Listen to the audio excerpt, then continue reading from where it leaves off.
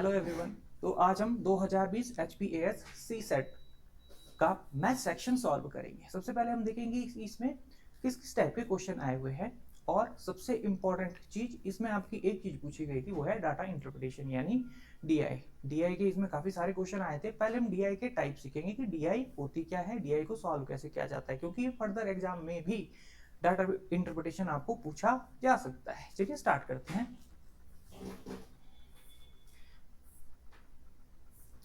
सबसे पहले हम डीआई की बात करेंगे। होप सो आपको ये अच्छे से क्लियर दिख रहा होगा, है ना। इसमें दिया हुआ क्या है, सबसे पहले हम डीआई की बात करेंगे कि डीआई होती क्या है। देखिए, डाटा इंटरप्रिटेशन आपको किसी चार्ट के फॉर्म में आपको कोई डाटा दिया होगा, आपको वो डाटा क्रैक करना है और उसके बाद उसके ऊपर जो भी क्वेश्चन दिए हुए होंगे आपको उनको सॉल्व करना है ना। तो यहाँ पे अगर मैं डीआई की बात करूं, डीआई, तो इसमें हम बहुत ज़्यादा डीप में इसको नहीं जाएंगे। बहुत ज़्यादा डीप में हम क्या करेंगे, हम इसके जितने भी आपके टाइप बनते हैं, लाइक जो भी आपका इंपॉर्टेंट टाइप बनते हैं हम उनको डिस्कस करेंगे। देखिए, जैसे पहली चीज है, पहले चीज आपके पास आएगी, किसी भी आपको कोई भी डायग्राम दिया जाएगा, जैसे यहाँ पे डायग्राम दिया गया है ना, वो बार ग्राफ डायग्राम भी हो सकता है, पाई चार्ट डायग्राम भी हो सकता है। तो वो आपको दे के उसके ऊपर कोई ना कोई उसके ऊपर क्वेश्चन दिए होंगे, वो 2 भी 3 भी हो सकते हैं, 5 भी हो सकते हैं, 6 भी हो सकते हैं, ठीक है। तो एक आपका कौन सा होगा, स्ट्रक्चर बेस्ड,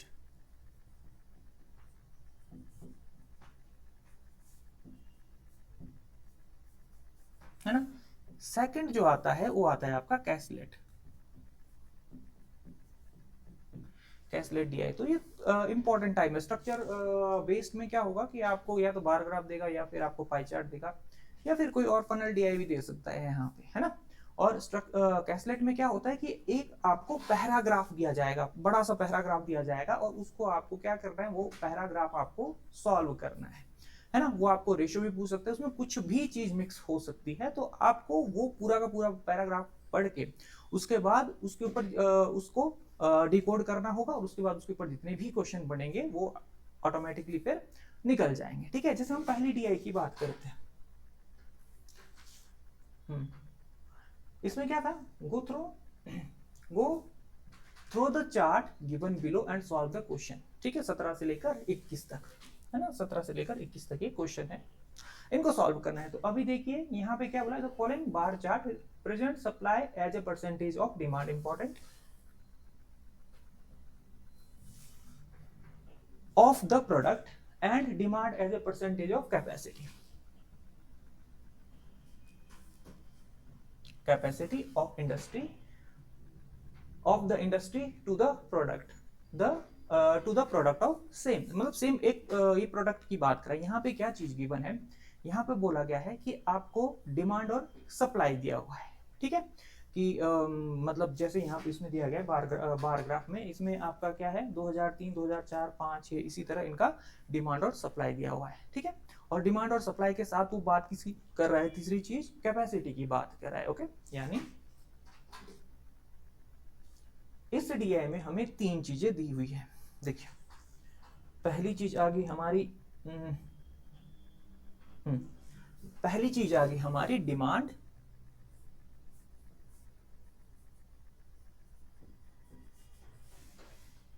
है ना।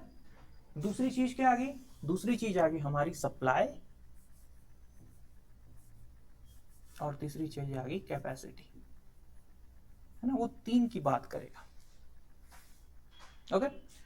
तो यहाँ पे हमने देखा कि जो आपके पास ये डार्क डार्क कलर में दिया हुआ, ये क्या है, सप्लाई ऑफ डिमांड, कि जितनी भी डिमांड होगी उसकी सप्लाई कितनी की गई है वो यहाँ पे गिवन है, ठीक है। और इसमें ऊपर क्या बोला गया, all the value are multiple of 5, और जो भी इसमें वैल्यू है वो कैसी है, मल्टीपल ऑफ 5 है ना। और डिमांड ऑफ कैपेसिटी जो आपका ये थोड़ा सा, मतलब वो जो डार्क ज्यादा डार्क नहीं है, वो वाला इसका जो बार ग्राफ है वो किसको रिप्रेजेंट करता है, डिमांड ऑफ कैपेसिटी, कैपेसिटी की डिमांड को रिप्रेजेंट करता है, ठीक है। तो यहाँ पे हम तीनों के बारे में पढ़ेंगे। तो डिमांड, सप्लाई एंड कैपेसिटी, देखिए, है ना।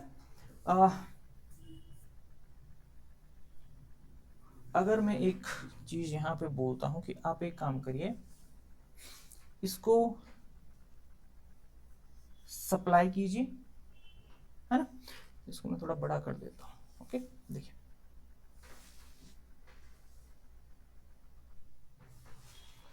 यहां पे हम इस चीज को क्या पढ़ेंगे, देखिए इस चीज को हम सप्लाई पढ़ेंगे, इस चीज को हम डिमांड पढ़ेंगे, ठीक है। और जो डिमांड होगा वो कैपेसिटी के परसेंटेज के अकॉर्डिंग दिया गया होगा, ठीक है।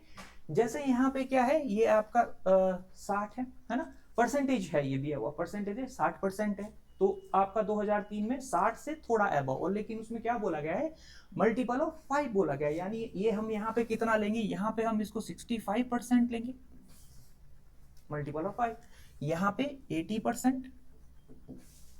ओके, यहाँ पे देखिए, यहाँ पे हम इसको लगभग 70% लेंगे। नेक्स्ट देखिए, ये आपका कितना आ गया, 90% आ गया, है ना। ध्यान रखना है, ये आपका सप्लाई है, ये आपका डिमांड है ना। और थर्ड चीज क्या रहेगी आपकी, कि टोटल कैपेसिटी कितनी है ना। थर्ड चीज रहेगी कैपेसिटी। अब यहाँ पे इसी तरह से ये कितना हो जाएगा, ये आपका 60% हो जाएगा, नेक्स्ट आपका 80% हो जाएगा, है ना। आगे देखिए, आगे क्या गिवन है, आगे आपका ये 90% है, और ये आपका है 60%, 60%। तो इस तरह से हमको ये सारा का सारा डाटा दिया हुआ है। अब हम इसके क्वेश्चन पे चलते हैं। ओके, जैसे हमारा फर्स्ट क्वेश्चन है, फर्स्ट क्वेश्चन में इसमें क्या बोला हुआ है,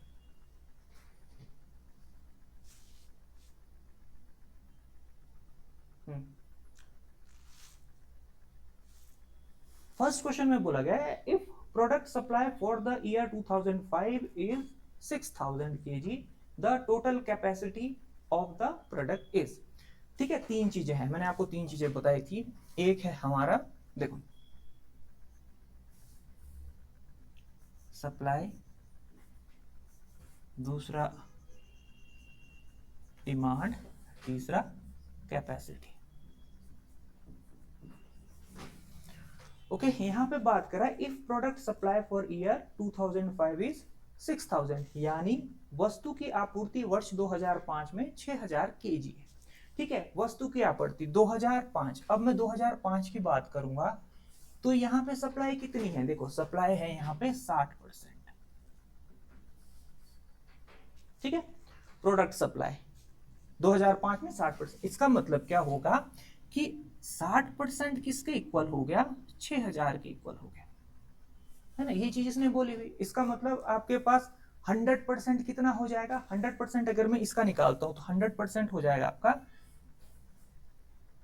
60 से 60 आपका कैंसिल हो गया, आपके पास कितना आ रहा है, 1% की वैल्यू कितनी हो जाएगी, 1% इक्वल टू 100, है ना। और 100% इक्वल टू 10,000, 10,000 हो गया, है ना। और जो ये 10,000 है, जो ये 10,000 है, ये क्या है ना, टोटल कैपेसिटी निकालनी है आपने। 10,000 आया आपका डिमांड, 10,000 क्या आ रही है, डिमांड। और डिमांड कितनी है, डिमांड है आपकी जो कैपेसिटी है, जो आपकी कैपेसिटी है उसका 80%।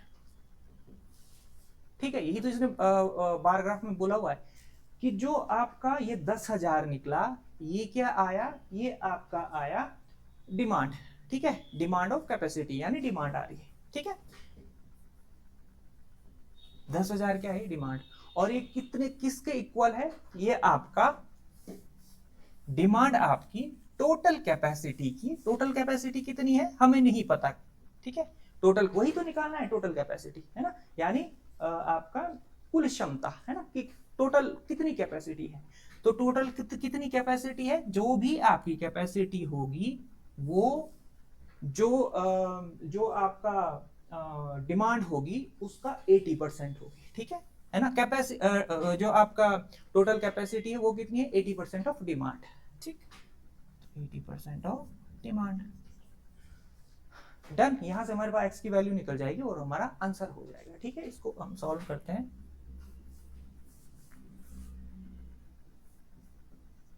ठीक है, x equal to 10,000 into 5/4। Okay, इसको हम डिवाइड करेंगे तो 25 चौका 100, 2 0, है ना। यानी x की वैल्यू हमारे पास यहाँ पे कितनी आ रही है, x इक्वल टू 25 का 5 गुना होता है 125 और 125 और 00, यानी टोटल जो कैपेसिटी है वो कितनी है, 12,500 है ना। x मतलब आपकी टोटल कैपेसिटी।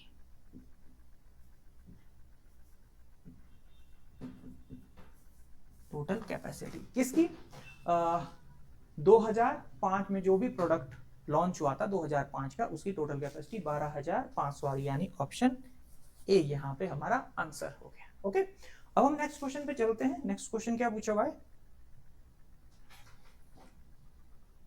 ना।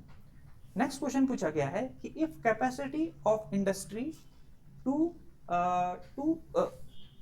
इसको थोड़ा बड़ा कर देते हैं। देखिए क्या बोला गया है, नेक्स्ट क्वेश्चन पढ़े, if capacity of the industry to produce the product remains constant at 10,000 kg, यानी यदि उद्योग की उस वस्तु को पैदा करने की क्षमता यानी कैपेसिटी की बात कर रहा है ये, वो कांस्टेंट है 10,000, है ना। जो उद्योग होगा वो हर साल यानी 2003, 4, 5 जब जो भी इसने डाटा दिया हुआ है उसका कितना है, उसका 10,000 है, कैपेसिटी फिक्स है 10,000, है ना। द अप्रोक्सीमेट एवरेज सप्लाई बोली गई है given period of in the given period is, ठीक है। इसमें हमको एवरेज क्या निकालनी है, एवरेज सप्लाई निकालनी है। ओके चलो ठीक है, कोई बात नहीं, क्वेश्चन देखते हैं।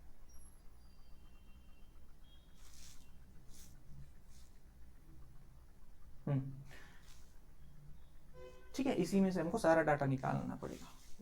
देखिए अगर कैपेसिटी 10,000 है ना, देखिए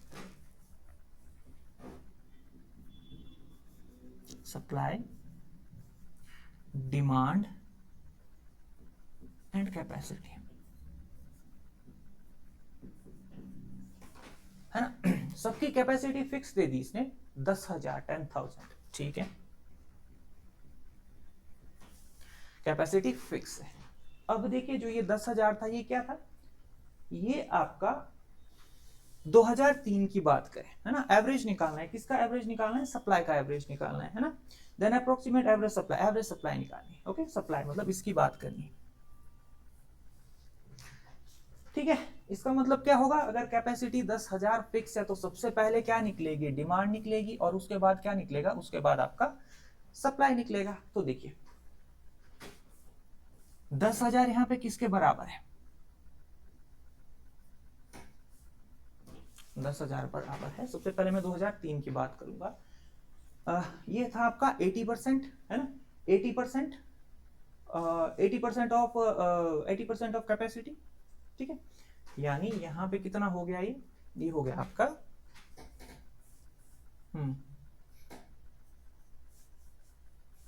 x इतना है। तो अब देखिए इसका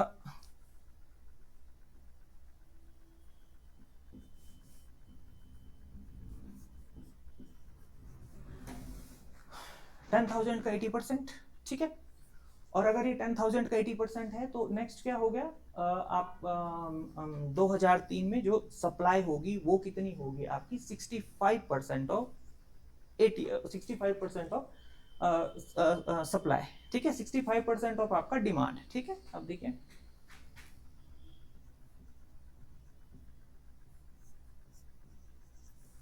ना, देखिए 0 से 0 कैंसिल, 0 से 0 कैंसिल। तो हम सबसे पहले जो हमारा फर्स्ट सप्लाई होगी वो कितनी होगी, 8 पंजे 40, 8 छिका 48,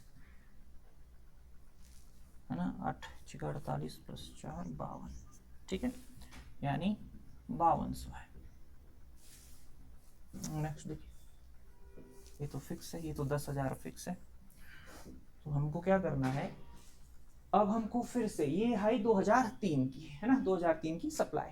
अब देखिए 2004, सबसे पहले देखिए आपका जो कैपेसिटी 10,000 है, फिक्स है। अब इसके बाद हम करेंगे बात डिमांड की। डिमांड कितनी है, ये भी आपका, ये आपका कितना है 90% है ना, ये आपका 90% दिखा रहा होगा है ना। तो 10,000 का 90% यानी 9,000 इंटू इसके बाद में जो सप्लाई है कितना है 60 और 80 के बीच में है, यानी यहां पे कितनी हो जाएगी 70% हो जाएगी, क्योंकि 5 के मल्टीपल है।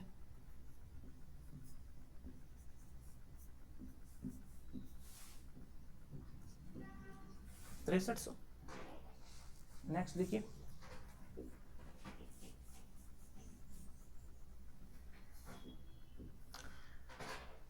नेक्स्ट है आपकी कैपेसिटी फिक्स्ड है 10,000 और 10,000 का 80% कितना हो गया 8,000। चलो इसको पूरा ही लिख लेते हैं। देखिए 10,000 का 80% और उसका भी कितना, उसका भी 60%, 80% का भी 60% आपको निकालना है।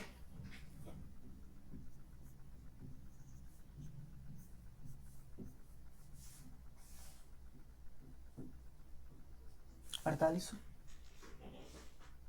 नेक्स्ट देखिए,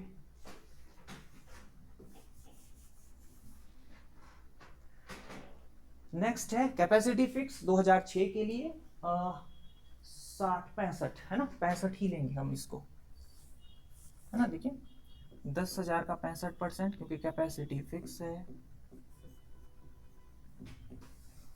और अब देखिए सप्लाई, क्योंकि सप्लाई इसमें पूछी गई है 80 ये 90 होगा है ना, ये 80 ये 90 होगा है ना, 90% होगा। देन इसको हम सॉल्व करेंगे 65 का 9 गुना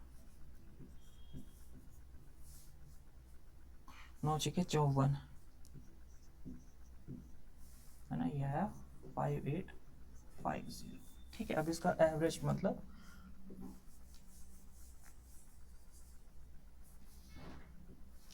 इसको ऐड करके 0.5 है ना, 4 ईयर दिए हुए हमको।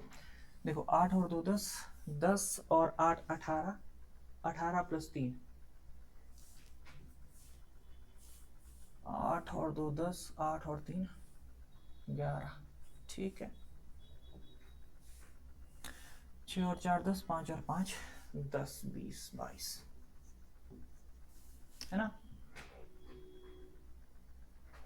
कितना बनाई 22,150 है ना, 22,150। एवरेज कैसे आएगा इसका, 22,150 को हम 4 से डिवाइड कर देंगे है ना, sum of the number upon number of terms. ठीक है, दी गई संख्याओं का योग बटे में कुल संख्या, इसको काट देंगे 5 का 20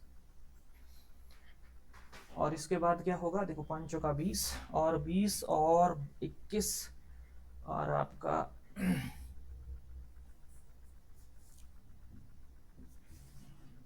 5 का 20 21 15 बन गया, 4 तिये 12 12 प्लस 3 15 30 7 चौका 28 अप्रोक्स ये इतना आना चाहिए है ना, ये इतना आना चाहिए। इसकी मैं एक बार इसकी मैं एक बार वैल्यू लिख लेता हूँ। पहला 5200 आया था आपका, फिर 6300, फिर 4800 और उसके बाद 5,850, लगभग आपका 5537 के आसपास है ना, इसके इसी की रेंज में इसका आंसर आएगा। ठीक है, 5537 के आसपास। देखिए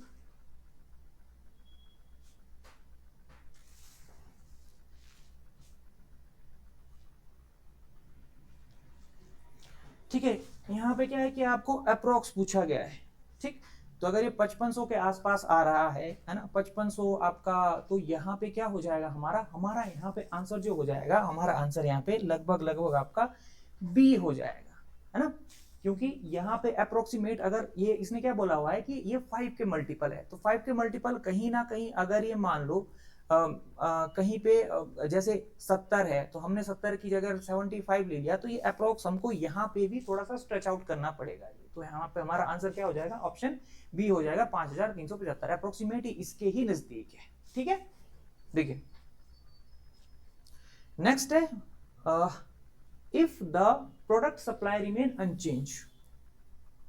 third question, if the product supply remain unchange, यानी प्रोडक्ट की जो सप्लाई है वो अगर अनचेंज्ड रहती है ना, सप्लाई चेंज नहीं होती है for the given period, then the trend of industry capacity signify, यानी यदि वस्तु की आपूर्ति दिए गए सत्र में स्थित रहती है तो उद्योग की क्षमता का झुकाव दर्शाता है। क्या दिखाएगा, देखो अगर आपकी सप्लाई अनचेंज है, ठीक है, सप्लाई कैसी है आपकी, अनचेंज।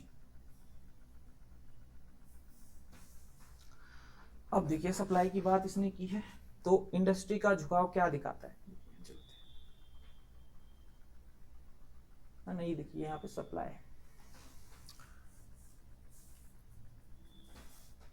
अच्छा है ना, अगर मैं सप्लाई को देखिए, अगर मैं सप्लाई को यहाँ पे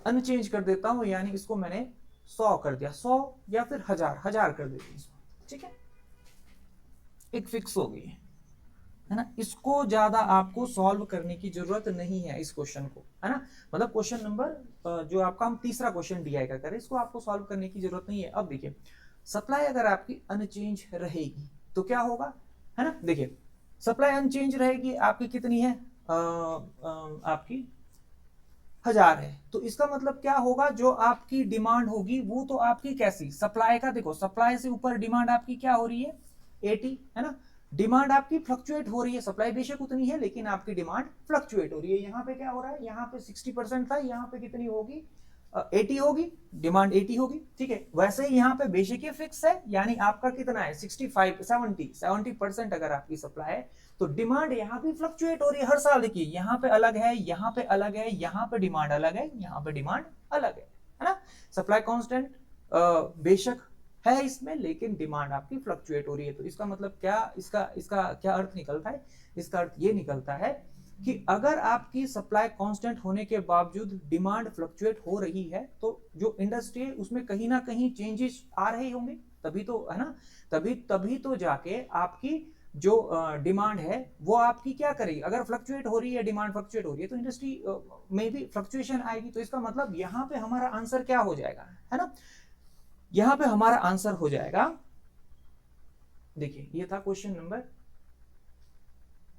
90, if product supply remain unchange, supply को तो अनचेंज कर दिया लेकिन सप्लाई अनचेंज होने के साथ साथ डिमांड क्या हुई, डिमांड तो फ्लक्चुएट कर रही है। अगर डिमांड आपकी फ्लक्चुएट कर रही है तो इसका मतलब क्या होगा कि जो कैपेसिटी होगी, जो इंडस्ट्री की कैपेसिटी होगी वो भी यहाँ पे चेंज होगी, ठीक है। देखिए अगर आपकी डिमांड, है ना, अगर कितनी है, देखो अगर डिमांड मान लो हमने 100 ले ली, है ना, डिमांड 100 ले ली और वो किसके बराबर होगी, इसको 100, एक मिनट, इसको 100 ना लेके अभी देखिए आप,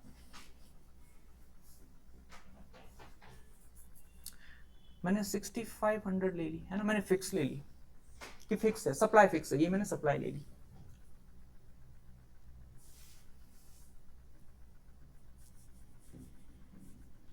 है ना, ये सप्लाई ले ली 6500, ये कितना था 2000, जो आपका पहला डाटा गिवन था, जो पहला बार ग्राफ गिवन था, इसमें 65% के इक्वल था, ठीक है, 65% के इक्वल था, हमने 6500 ले लिया, हमने एक फिक्स वैल्यू ले ली, यहां से 65 से कट जाएगा इसीलिए हमने ली। तो इसका मतलब आपकी जो डिमांड है ना, वो कितनी होगी, 10,000 के बराबर होगी। अगर डिमांड आपकी 10,000 के बराबर हो रही है तो इसका मतलब क्या होगा, ये आपका किसके इक्वल था, ये हमारा इक्वल था कैपेसिटी। अब कैपेसिटी कितना, कैपेसिटी कितनी थी, कैपेसिटी थी आपकी, जो डिमांड होगी उसका 80% थी, डन। देखिए एक्स कैपेसिटी होगी, डिमांड होगी 80%, ठीक, तो यहां से हमारा आंसर 10,000 के हिसाब से कितना आ रहा था, 10,000 के हिसाब से हमारा आंसर आ रहा था 12,500 आ रहा था, 12,000। हाँ, आंसर कितना आ रहा था, चलो इसको सॉल्व ही कर लेते हैं। तो x की वैल्यू हमारे पास कितनी आ रही थी, 25 पंजा 125, 12,500। ठीक है, यहाँ पे भी कैपेसिटी पूछी हुई है, तो हमने कैपेसिटी तो हमने तो डिमांड तो फिक्स रख दी कि हमारी कितनी डिमांड है, 6500 है। 6500 हमने फिक्स, इसमें बोला होगा कि आपकी डिमांड अनचेंज होनी चाहिए। तो हमारी कैपेसिटी कितनी है, यहाँ पे 12,500 आ रही है। अब आप सेकंड देखिए, अगर मैं डिमांड, अब देखो डिमांड कितनी रहेगी, डिमांड तो सेम रहेगी 6500, बार ग्राफ के हिसाब से 6500 रहेगी। यहाँ देखिए 60 है, यहाँ पे 70 है ना। सेकंड 12/2004 में जो आपकी सप्लाई है वो कितनी है, 70% है ना।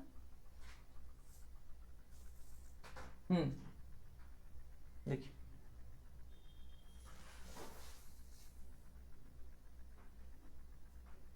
देखिए 2004 की बात करते हैं, 2003 में कैपेसिटी कितनी आ गई, 2003 में हमारी कैपेसिटी आ गई, कैपेसिटी की बात कर रहा हूं मैं 12,500। अब 2004 में, 2004 में कितनी है, 2004 में हमने देखा कि 70%, अप्रोक्स 70% के इक्वल है ना। 70% किसके बराबर हो गया, 6500। अब इसको हम काट देंगे ना, देखो 1%, ये बात हो रही है सप्लाई की। अब 1% की वैल्यू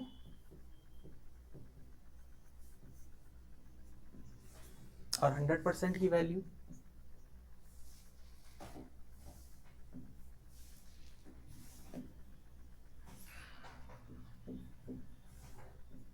ये है 1%, और 100% की वैल्यू क्या आ जाएगी, देखिए इसके साथ अगर मैं 100 को मल्टीप्लाई करता हूं, ये आपकी 100% आ जाएगी। ठीक है, अब अगर मैं इसको अप्रोक्स ले लूं,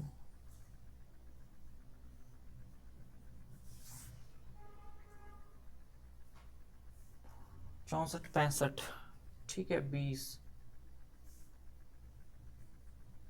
370, अप्रोक्स ले लिया मैंने इसको, अप्रोक्स ले, अप्रोक्सीमेशन मतलब ये 9300 है ना, अप्रोक्स मैंने 9300 ले लिया।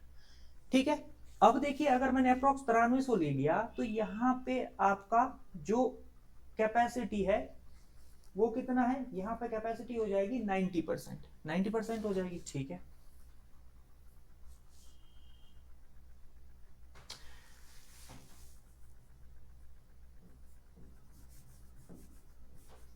सप्लाई फिक्स है,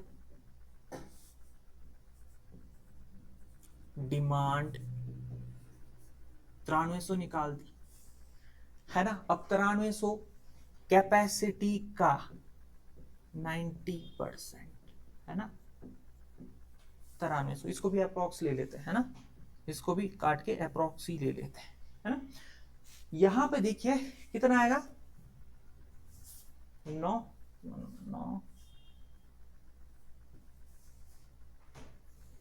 3 27 है ना। ठीक है, इसको अप्रोक्स ले लेते हैं 10,300। पॉइंट का ज्यादा फर्क नहीं पड़ेगा डीआई में, क्योंकि इसने क्या पूछा हुआ है, इसने पूछा हुआ है कि इसमें कैपेसिटी में क्या फर्क पड़ेगा। तो यहाँ पे आप इसको अप्रोक्सीमेशन की हेल्प से सॉल्व कर सकते हैं। ठीक,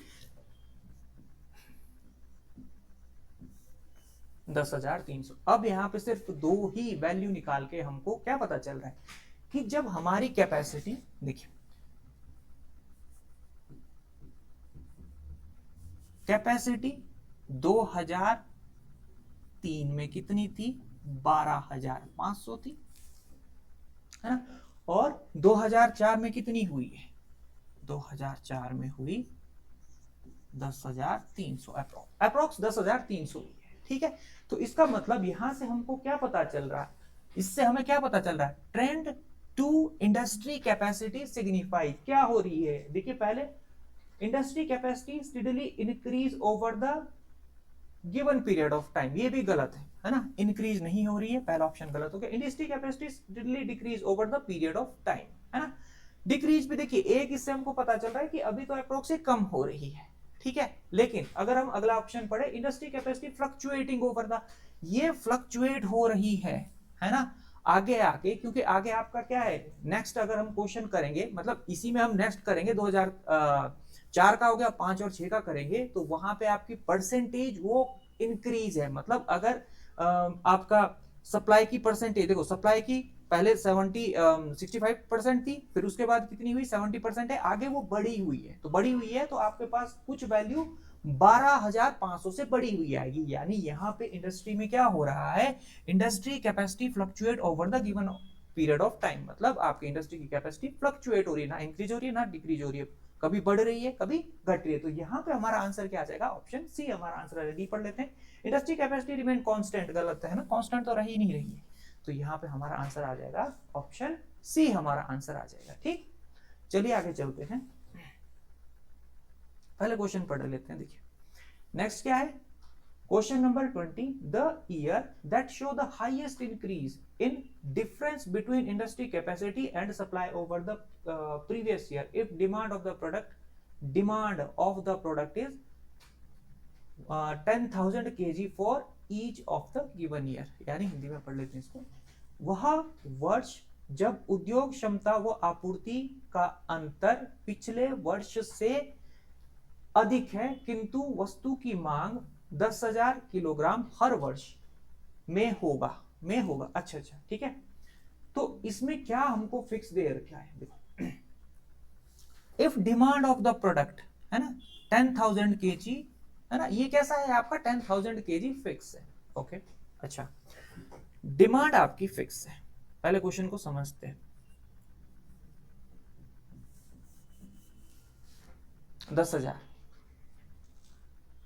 highest increase in the difference between, highest increase किसके बीच में, डिफरेंस किसके बीच में, capacity and supply, capacity and supply के बीच का डिफरेंस हाईएस्ट कहां होगा, जबकि आपके डिमांड कैसी दे रखी है, 10,000 फिक्स दे रखी है। ओके चलिए ठीक है ना, देखिए देखते हैं। ओके ठीक है, ये क्या है आपका, डिमांड सप्लाई और कैपेसिटी, तीन चीजें।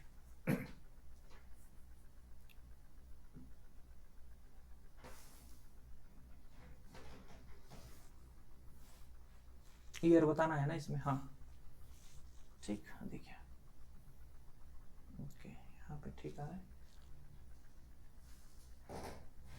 देखिए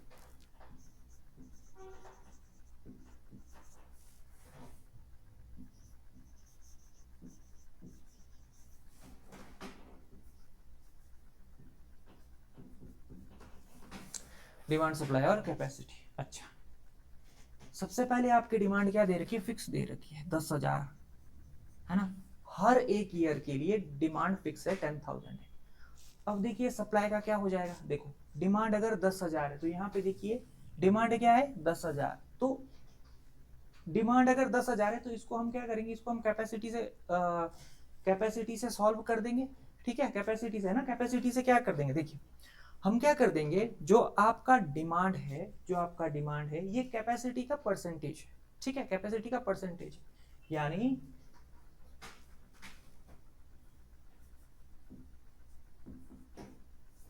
कैपेसिटी का ठीक कितने परसेंट, 80%, कैपेसिटी का 80% क्या हो गया आपका डिमांड हो गया, कैपेसिटी का 80% आपका डिमांड हो गया। ठीक है,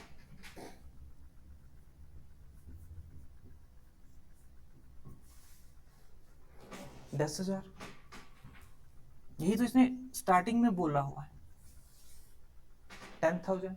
अब हम यहां से निकाल सकते हैं, देखिए तो इसका मतलब कैपेसिटी कितनी होगी,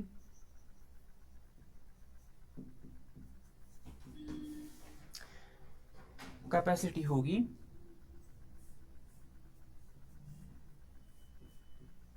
है ना 10,000 का 5/4, 10,000 का 5/4 यानी कितनी होगी, अभी हमने पिछले फर्स्ट क्वेश्चन में भी इसको सॉल्व किया था, तो 10,000 का 5/4 कितना आ रहा है, कैपेसिटी, बात करते हैं कैपेसिटी, ये आएगा, यहां मैं लिख देता हूं इसका, ये सप्लाई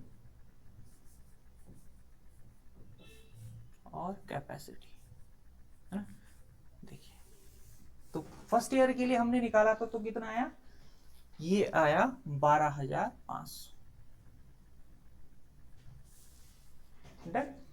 2003 के लिए अब हम क्या करेंगे, अब हम निकालेंगे इसकी सप्लाई। अब सप्लाई कितनी है देखिए,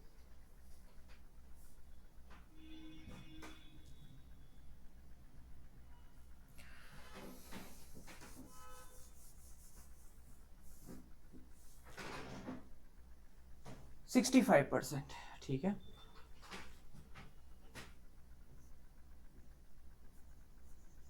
जितनी डिमांड है उसका 65%, 10,000 का 65%, 65, ठीक है। देखिए 65, ये किसकी बात हो रही है, 2003 की बात हो रही है। नेक्स्ट देखिए 2004 में क्या हुआ, डिमांड फिक्स है 10,000, है ना, क्वेश्चन में बोला हुआ डिमांड फिक्स है। अब देखिए 80% है ना, 80 नहीं 90% है ना, ठीक है। तो आपका डिमांड कितना हो गया, जो डिमांड है वो कैपेसिटी का 90% है, कैपेसिटी का 90% इक्वल टू 10,000, है ना। तो अगर मैं 100% निकालता हूं तो 100% कैसे आएगा, कट जाएगा, यानी ये हो जाएगा, कैपेसिटी को मैं एक्स लिख लेता हूं, 10,000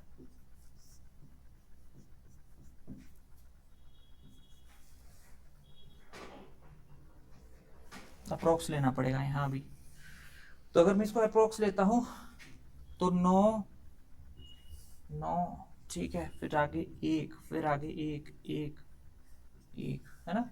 तो ये कितना आ रहा है आपका 11,111, यही चलता रहेगा, ये एक एक, ये कंप्लीट डिवाइड नहीं होगा, ठीक है। हमने इसको कितना ले लिया, 11,111, कैपेसिटी 11,111। अब देखिए यहाँ पे क्या है, डिमांड फिक्स है 10,000 है, तो इसके बाद 2004 में सप्लाई क्या हो जाएगी, 70%, 10,000 का 70% यानी 7,000।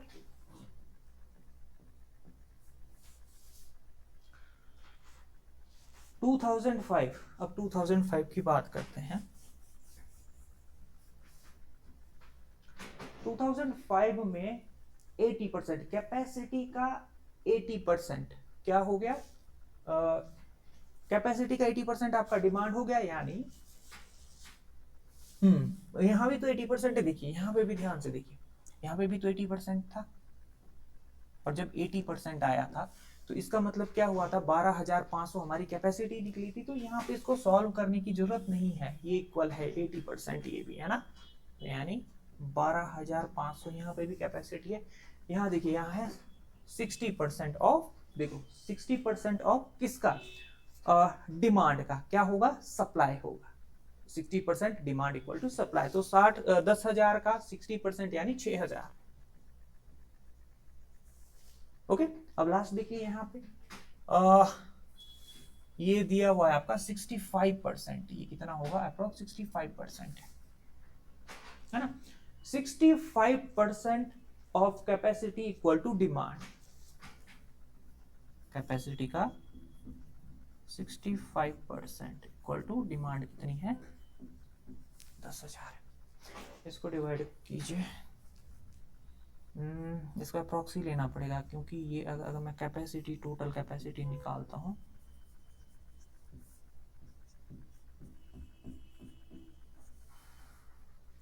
इंटू 100, 5 से डिवाइड करूंगा 13, 5 से डिवाइड करूंगा 10, ठीक है।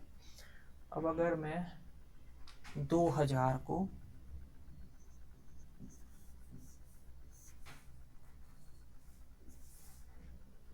13 का 1 गुना 13 और 7 बचता है,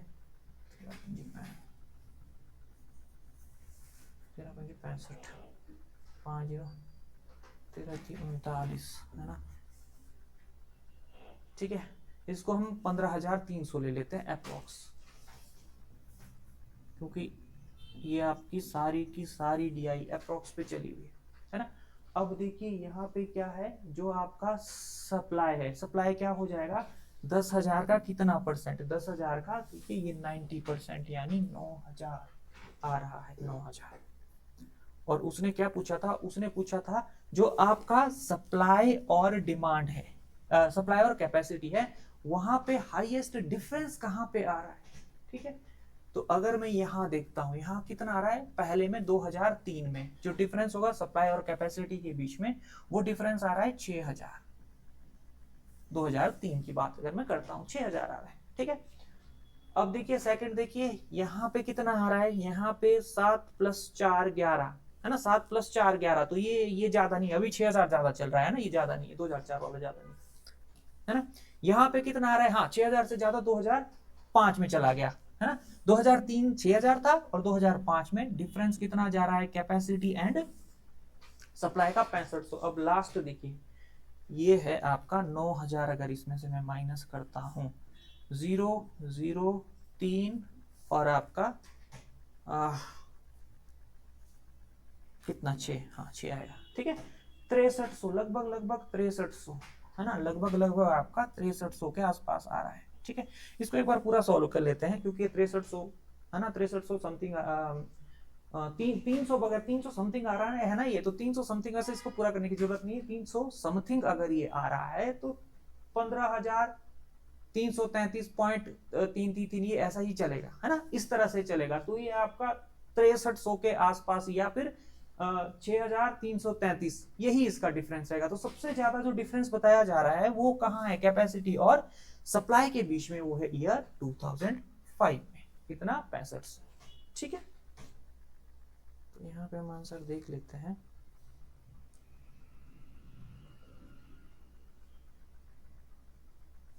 यहाँ पे हमारा आंसर कितना आ रहा है, हाँ यहाँ पे हमारा आंसर आ रहा है 2005, कितना है, 65, हाईएस्ट डिफरेंस। ठीक, चलिए नेक्स्ट क्वेश्चन पे चलते हैं। If supply is constant for each of the year given above, then capacity is highest which of the year. अगर आपकी सप्लाई कांस्टेंट है, सप्लाई को इन्होंने फिक्स कर दिया, तो यहाँ पे सबसे ज्यादा कैपेसिटी किसकी होगी। अच्छा है ना, अब आपने सिर्फ एक चीज ध्यान रखनी कि आपकी सप्लाई फिक्स है, ओके, और कैपेसिटी बतानी है, सबसे हाईएस्ट कैपेसिटी किसकी है ना। देखिए 2003 में सप्लाई कितनी थी, 65, ये फिक्स है ना, इसको हम कुछ भी मान रख सकते हैं, 65% को फिक्स कर देते हैं है ना, इसको मान लेते हैं हम। ठीक है, अब यहाँ पे भी हमको अप्रोक्स लेना पड़ेगा। ठीक, इसको हम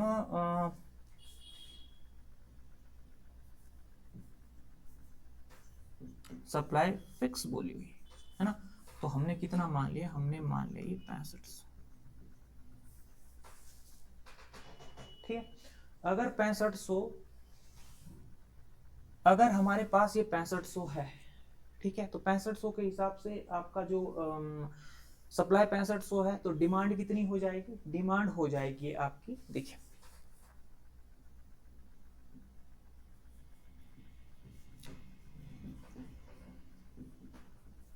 काट दो इसको, 100% 10,000,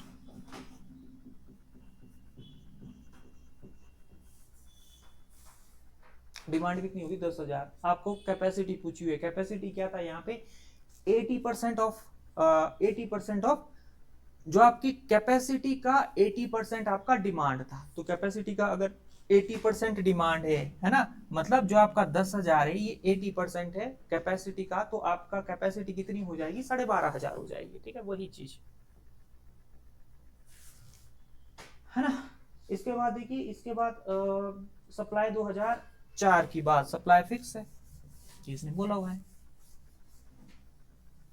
अब देखिए सप्लाई फिक्स है, सप्लाई कितनी है, यहाँ पे सप्लाई होगी हमारी 70%। ठीक है, अप्रोक्स लेना पड़ेगा, 70% सप्लाई फिक्स है, 6500 लिया हुआ है हमने ना, तो इसको 0 से 0 कैंसिल, 63 और 2 65, 3 7 21, हमने 9300 ले लिया है ना। अप्रोक्स आपको 9300 लेना है, अप्रोक्स चलना है आपको। ठीक, अब देखिए ये जो 9300 ये कितना है, ये आपका हो जाएगा 80 यानी 90%, ठीक है। 90% of demand, 90% of capacity equal to demand, ठीक है। देखिए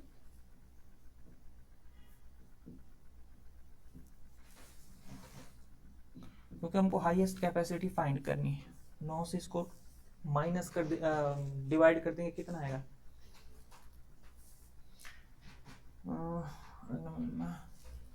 0 27 30 0 27, हाँ वही आना है 10,000 कुछ, है ना 10,333, यही इसका चलता रहेगा, यही इसका आंसर 10,333। तो यहाँ पे आई 2003 की कैपेसिटी, 2003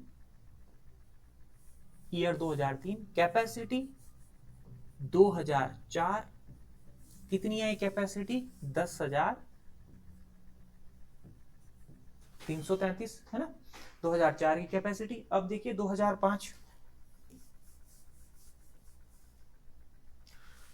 60%, 60% कैपेसिटी है जो कि आपका हमने 6500 फिक्स बोला हुआ कि कैपेसिटी आप सप्लाई कितनी रहेगी आपकी, फिक्स रहेगी 6500 ही रहेगी। इसको डिवाइड कर देते है ना। अब देखिए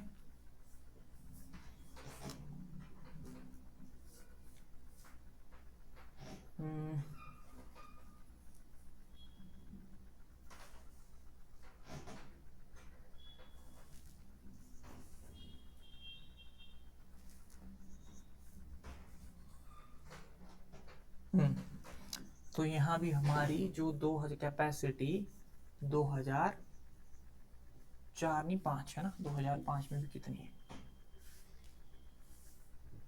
2005 की कैपेसिटी कितनी आ रही है 10,833, ठीक। अब 2006 लास्ट की निकालते हैं, ठीक है। कितना है देखिए ये आपकी, अब देखिए 80% 90%, ठीक है ना। सप्लाई फिक्स है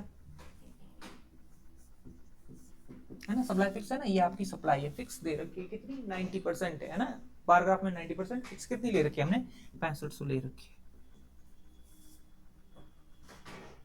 ठीक है। अच्छा यहाँ पे एक्चुअली आपका ये जो आ रही है ना, ये आपकी डिमांड है ना, ये डिमांड है, हमको कैपेसिटी निकालनी है। अब कैपेसिटी कितनी हो जाएगी, जस्ट 1 मिनट, है ना। देखिए कैपेसिटी कितनी हो जाएगी, यहाँ पे थोड़ा सा हो गया था, रुकिए 1 मिनट, जस्ट 1 मिनट रुकिए, ठीक है 10,000। देखिए यहाँ, देखिए यहाँ पे, यहाँ से दोबारा कर देते हैं इसको 2004 से, 2004 से दोबारा कर देते हैं, है ना। यहाँ पे किसकी बात की गई थी, यहाँ पे बात की गई थी कैपेसिटी की, ठीक है। तो सप्लाई अगर हमारे पास 70% इक्वल टू कितनी है, सप्लाई है 6500, तो 100% कितना हो जाएगा इसका 6500 इंटू 70, 10,000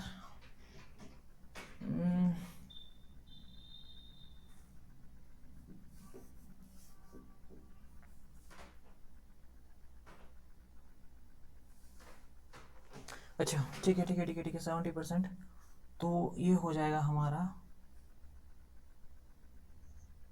9 सत्ते 63, 63 और 2 65 0 20 बना ये, है ना। हमने 9300 लिया था ये, आई थिंक, है ना अप्रोक्स, ठीक है 9300 लिया था।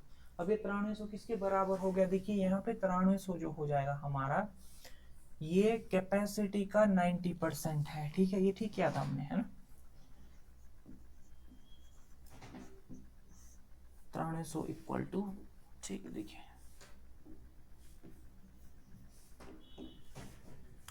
9300 equal to 90% of capacity, capacity का 90% है, तो यहाँ पे कितना आ गया था,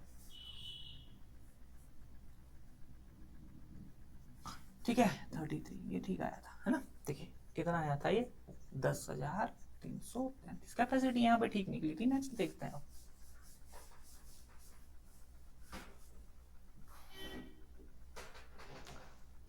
2005 की देखते हैं अब, है ना। देखिए हमारी जो सप्लाई है वो है 60%, किसके इक्वल हो गया, 60% हो गया हमारा 6500 के इक्वल फिक्स है। 0 से 0 कैंसल, 6 से करेंगे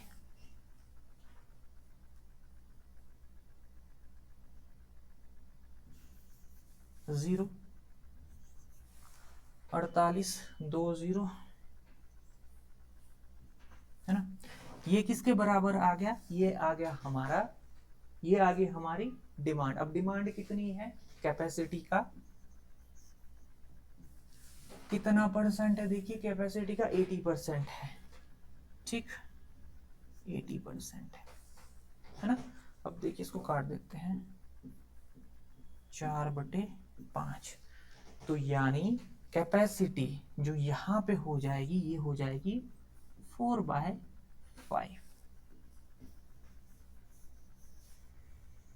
इसको सॉल्व कर देते हैं, है ना। देखिए अप्रॉक्स में ही लेना पड़ेगा फिर से, 2 चौके 8, 8 और 2 10 और 28, 7 चौका 28 और आपके पास 0, 7 चौका 28, इतनी ही ले लेते हैं, अप्रॉक्स ले लेते हैं इसको, इसकी इक्वल ले लेते हैं ना। तो कैपेसिटी 2005 की,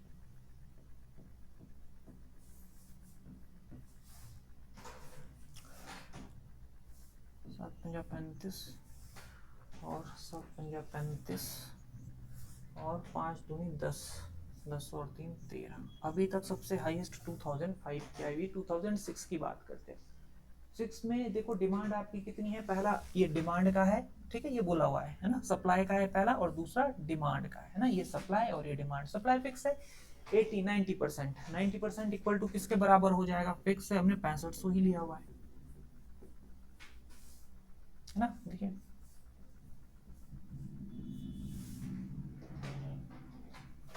7 63 प्लस 2 65, 20 इसमें, हाँ ठीक है 20, 2 बचता है, 0 आता है, 2 में 18, 2 20, है ना, 2 में 18, तो ये आएगा आपका, है ना, ये कंटिन्यू चलता रहेगा। ये आपका क्या है 7222, ये आई हमारी डिमांड, जो कि किसके इक्वल होगी, जो होगी कैपेसिटी का। कैपेसिटी कितनी है 60 65, है ना, कैपेसिटी का 65%, 13 पंजे 65 और 5 दूनी 10 0, ठीक। तो अब देखिए यहाँ पे आगे आगे क्या आ जाएगा, 20/30 अच्छी डी आई है ना। 13 से इसको डिवाइड करते हैं, 13 का 5 गुना 65, ठीक है 65। अब 65 में से अगर मैं 72 माइनस कर देता हूँ, 72 में से 65 में माइनस कर देता हूँ तो कितना आएगा 7, है ना। तो ये 7 आया, तो 72 ये फिर बन गया, 72 ये फिर बन गया इंटू 20। तो अब कैपेसिटी 2006 कितनी आ रही है, देखो 0, 5 दूनी 10, 5 दूनी 10 11 और 5 दूनी 10 और 11, अप्रोक्स 11100 कैपेसिटी आ रही। तो यहाँ पे सप्लाई को फिक्स रख के, सप्लाई को हमने फिक्स रखा, जैसे क्वेश्चन में बोला हुआ था आपको हाईएस्ट कैपेसिटी निकालनी थी, तो हाईएस्ट कैपेसिटी यहाँ पे जो आ रही है ईयर 2005 की आ रही है। कितनी आ रही है, देखिए 13,535 आ रही है। जो आपकी 2003 की 12,500, 10,333, 2004 की, उसके बाद 2005 की 13,535 और 2006 की कितनी आ रही है 11,100। तो इसका मतलब 2005 हमारा आंसर हो जाएगा।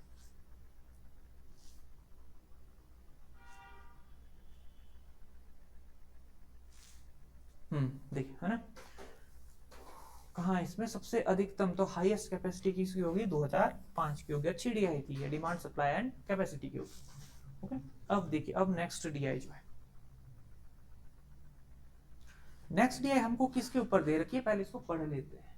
ठीक, गो थ्रू द टेबल, ये टेबल दिया हुआ है और इसके ऊपर हमको क्वेश्चन सॉल्व करने, ये पर है किसका है ना, table given below show the estimate and actual sale, है ना, एस्टिमेटेड सेल होगी एक एक्चुअल, एस्टिमेट मतलब कोई दुकानदार या फिर कोई कंपनी अगर एस्टिमेट करती है कि हमारी इतनी सेल होनी चाहिए, है ना, तो वो तो एस्टिमेटेड हो गया, लेकिन जो उनकी एक्चुअल सेल होती है कि हाँ हमारी अब इतनी असली में सेल हुई है, तो वो आपको है ना दिया हुआ है, एक्चुअल सेल दिया हुआ है ना, and cost figure of for 3 year, है ना, ये 3 साल का कॉस्ट फिगर भी इनको दिया हुआ है। देखिए अब यहाँ पे अगर मैं ध्यान से देखता हूँ,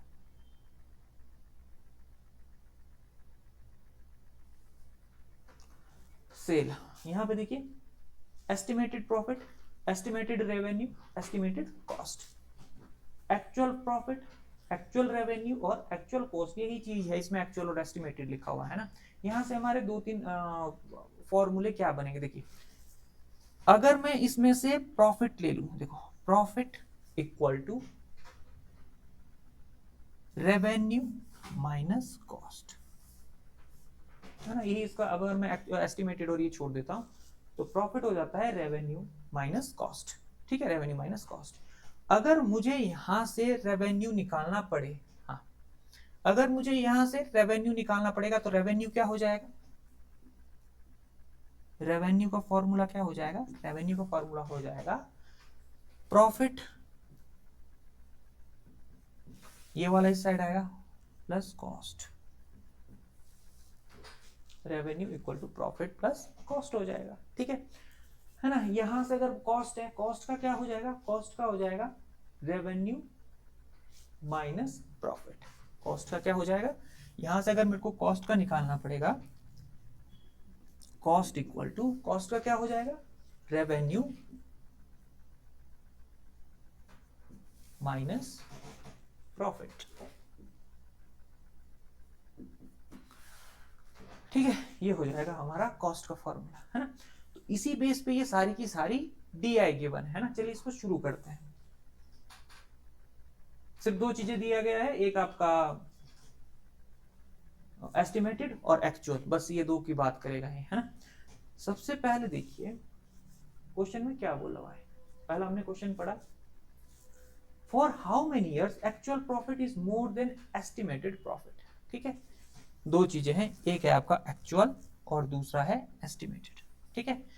how many year actual profit more than estimated profit, अब हम एक्चुअल प्रॉफिट की बात करते हैं, चाहे यहां पे दिखा है एक्चुअल प्रॉफिट, देखिए ये एस्टिमेटेड है, ये एक्चुअल है, तो यहां पे सेल गिवन है ना, सेल रेवेन्यू, सेल रेवेन्यू, है ना, सेल रेवेन्यू और यहां पे कॉस्ट, ओके ठीक, फॉर्मूला प्रॉफिट का क्या होगा, रेवेन्यू माइनस कॉस्ट, ठीक। अच्छा हमको प्रॉफिट निकालना है तो रेवेन्यू, ये देखिए एक्चुअल प्रॉफिट दिया हुआ है, तो एक्चुअल देखिए एक्चुअल कहां है, हाँ एक्चुअल, ये इधर एक्चुअल है,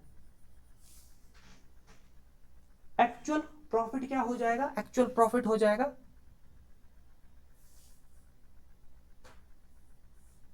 ठीक है, देखो एक्चुअल प्रॉफिट क्या हो जाएगा, देखो ये 1326 है, हम्म ठीक है, अच्छा अच्छा अच्छा अच्छा, एक सेकंड, जस्ट 1 सेकंड, हाँ ठीक है, देखो सेल रेवेन्यू है ये, तो एक्चुअल सेल कितनी है 1326, है ना, और एक्चुअल कॉस्ट कितनी है 988,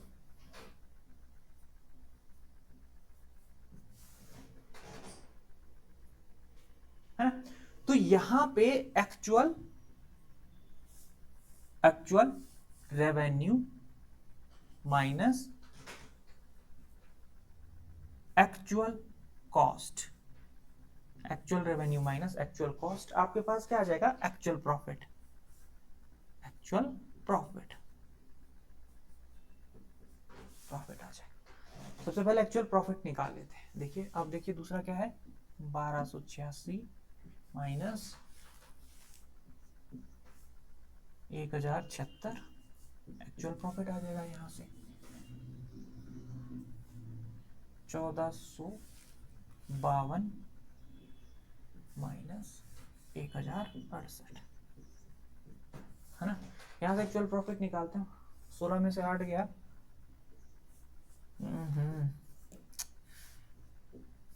8 और 11 में से 8 गया 3 और 12 में से 9 गया।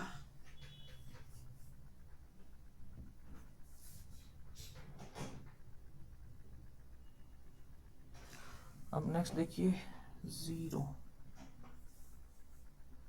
1 है ना 2, ठीक है। नेक्स्ट देखिए 12 में से 8 गया, 8 और 4 12, हाँ। अब 15, आपका 14 में से 6 गया, 8 और 6 14, ठीक है। अब यहाँ पे 384, ठीक है 384, ये एक्चुअल प्रॉफिट आपका, है ना, ये एक्चुअल प्रॉफिट आया। अब देखिए अब निकालेंगे हम एस्टिमेटेड प्रॉफिट। एस्टिमेटेड प्रॉफिट कैसे आएगा?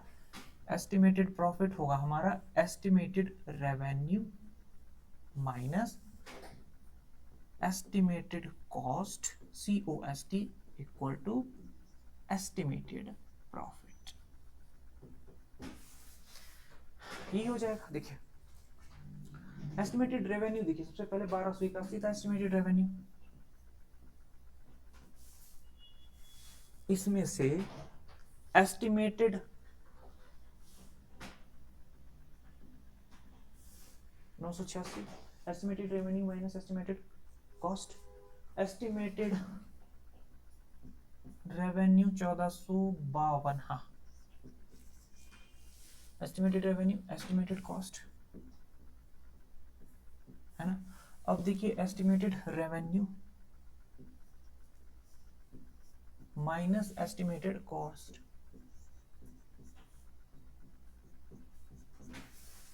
है ना, इसको माइनस करना है। ओके 11 में से 6 गया 5, यहाँ पे 7 में से 8 गया 9, 11 में से 9 और 2 11, ठीक है ना। 2 में से 1 गया 1, 5 में से 5 गया 0, है ना। देखो 4 सो 1, ओके ठीक है। 8 में से 4 माइनस किया 4 0 और ये 204, है ना 200।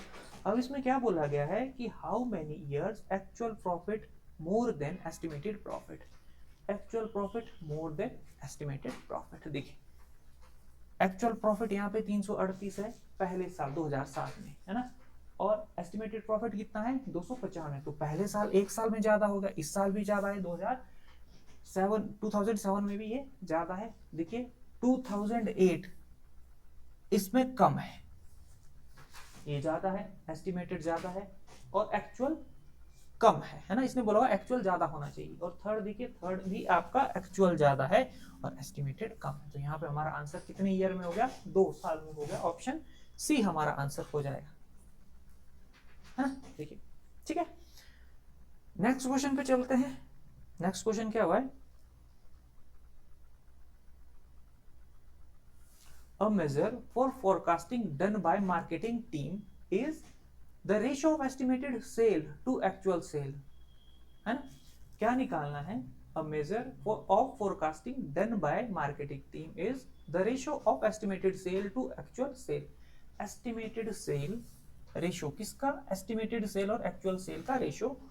Lower this value better the forecasting, जितनी ये कम वैल्यू होगी उतना ही फोरकास्टिंग के लिए अच्छा होगा। Which year forecasting is best, जिस साल लोअर इनकी रेशियो होगी उसी साल इनका बेस्ट होगा। अब इनकी रेशियो निकालनी पड़ेगी, ठीक है। देखिए किसकी ratio? Estimated sale to actual sale.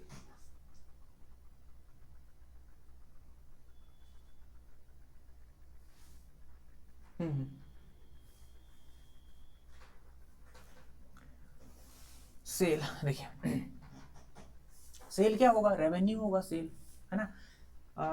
Cell revenue, cell revenue का मतलब क्या होता है? सेल रेवेन्यू का मतलब होता है, सेल का मतलब क्या होगा? प्रॉफिट और लॉस प्लस, इसमें प्रॉफिट ही दिया हुआ है, प्रॉफिट प्लस लॉस, प्रॉफिट और लॉस प्लस जितना आपने रेवेन्यू उसमें लगाया है ना। मान लो यहां पे कितना, देखिए सेल का मतलब क्या होता है, profit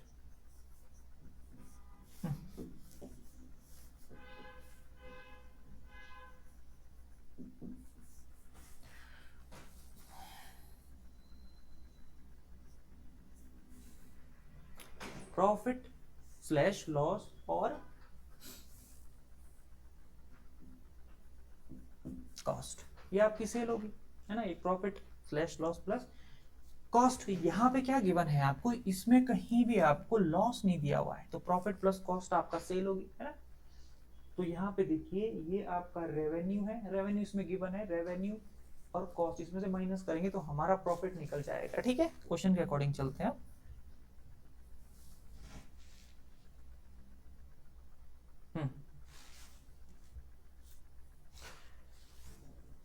estimated sale to actual sale, estimated sale देखिए यहाँ पे कितनी है 1281 अपॉन, और एक्चुअल सेल कितनी है 1326, ठीक है। तो अगर मैं इसको सॉल्व करता हूँ तो ये कितना आएगा, इसको 1280 ले लेते हैं, इसको 1280 ले लेते हैं, और इसको कितना ले लेते हैं, इसको 1320 ले लेते हैं, अप्रॉक्स ले लेते हैं, ठीक है। अब मैं इसको सॉल्व करता हूँ, ठीक है, क्योंकि इसमें क्या बताना है, ईयर बताना है ना, ईयर बताना है, तो इतना अप्रॉक्स यहाँ पे चल जाएगा, है ना। देखिए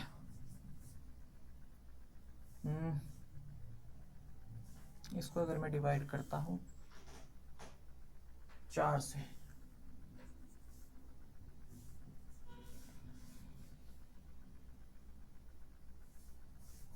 चार ती 12 है ना। इनका कितना आ रहा है, इनका आ रहा है 32/33, ठीक है। और 32/33 अगर मैं 33 से डिवाइड करूंगा, यही बोला हुआ इसने एस्टिमेटेड और एक्चुअल, है ना, एस्टिमेटेड और एक्चुअल, ठीक है।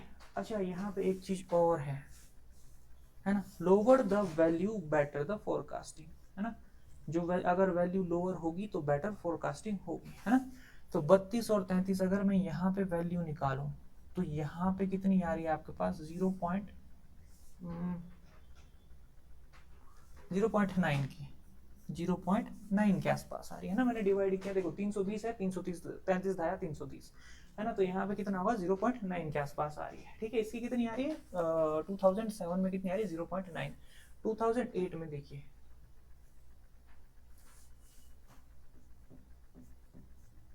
1450/1290, 1280 ले लेते हैं इसको।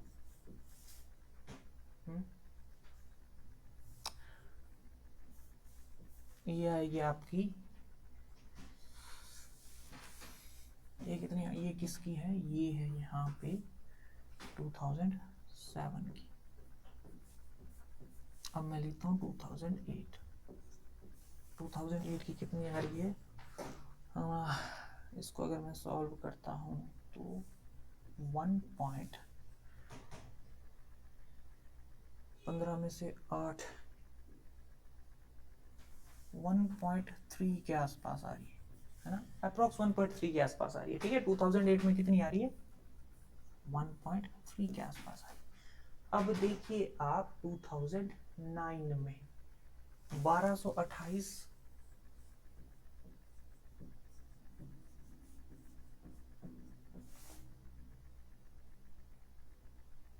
देखो 1228, ठीक है, ये 1286 था, अच्छा 1228, ये तो वैल्यू दोनों सेम दे रखी है, ओके डन। और 1450, है ना। इसको 1228 की जगह मैं 1230 लिखता हूँ, डन।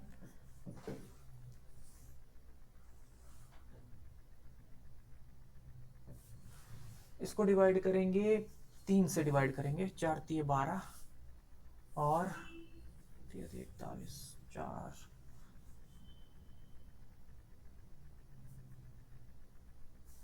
12 और 6 चौका 24, ठीक है। अब देखिए अगर मैं 46 से इसको डिवाइड करूँगा कितना आएगा हमारा 0.410 460, तो 46 का कितने गुना हो जाएगा, 46 का 8 टाइम्स ले लेते हैं, है ना। 8 48, ठीक है। 8 चौका 32, 32 प्लस 4 36, 368, 368 ये आया 410, है ना। 368 इसका 9 गुना 46 ऐड कर दो, 8 प्लस 6 14, है ना। 6 4 10 11, है ना। 3 प्लस 1 414, ठीक है। यानी ये 0.8 के आसपास आ रहा है, 0.8 के आसपास आ रहा है 2009 में, है ना। अप्रोक्स यहाँ पे हमने वैल्यू ले ली है। और यही देखो इसमें क्या बोला था, इसमें बोला था lower the value better the forecasting. तो सबसे ज्यादा लोअर वैल्यू हमारे पास कहाँ आ रही है, 0.8 2009 में आ रही है। तो यहाँ पे हमारा आंसर क्या हो जाएगा, विच ईयर, 2009 में, है ना। इसने ईयर ही पूछा हुआ है। हाँ, तो क्या इसका आंसर आएगा 2009, इसका आंसर आ जाएगा ऑप्शन सी, हमारा आंसर हो जाएगा, ठीक है। अब देखिए क्वेश्चन नंबर 24 में क्या दिया हुआ है, a company plans to different mechanism for forecasting of its minimum possible profit। ध्यान रखना है possible profit, minimum sorry maximum possible profit, maximum कराना है, maximum possible profit। इसमें क्या है, estimated और actual sale revenue minus minimum estimated actual cost, what is the maximum possible profit. इसमें ये नहीं देखना है कि आपका जो एस्टिमेटेड है या फिर एक्चुअल है, इसमें मिक्स करके चाहे आप एस्टिमेटेड लो चाहे आप एक्चुअल लो, उसमें सबसे हाईएस्ट पॉसिबल प्रॉफिट कहाँ आ सकता है। देखिए सबसे पहले अगर मैं प्रॉफिट की बात करूं, है ना, प्रॉफिट क्या होता है, प्रॉफिट आपका रेवेन्यू माइनस जो आपकी कॉस्ट होगी वही प्रॉफिट होगा। तो अब यहाँ पे देखिए ये आपका रेवेन्यू हो गया, रेवेन्यू कितना हो गया 1281। तो 1281 में से अगर 686 माइनस करेंगे, 2007 की बात सबसे पहले कर लेते हैं, 1281 में से 686 माइनस कर देंगे, या फिर 1281 में से सॉरी 986, पहले 986, पहले वाला 986 और सेकंड वाला 988 माइनस करेंगे, तो सबसे ज्यादा कॉस्ट कहाँ आ रही है, सबसे ज्यादा कॉस्ट किसमें आ रही है, 988, है ना। 988 आपके 2 रुपए ज्यादा लगे, 986, तो यहाँ पे ज्यादा किसमें आ रही है, 986 वाले में 2 रुपए ज्यादा प्रॉफिट मिल रहा है, ठीक है। अब देखिए 1326, 1326 में भी यही है, 1326 में भी क्या हो जाएगा आपका, यहाँ पे 986 में 2 रुपए कम लग रहे हैं और 988 में 2 रुपए ज्यादा लग रहे हैं, ठीक है। देखिए आगे देखिए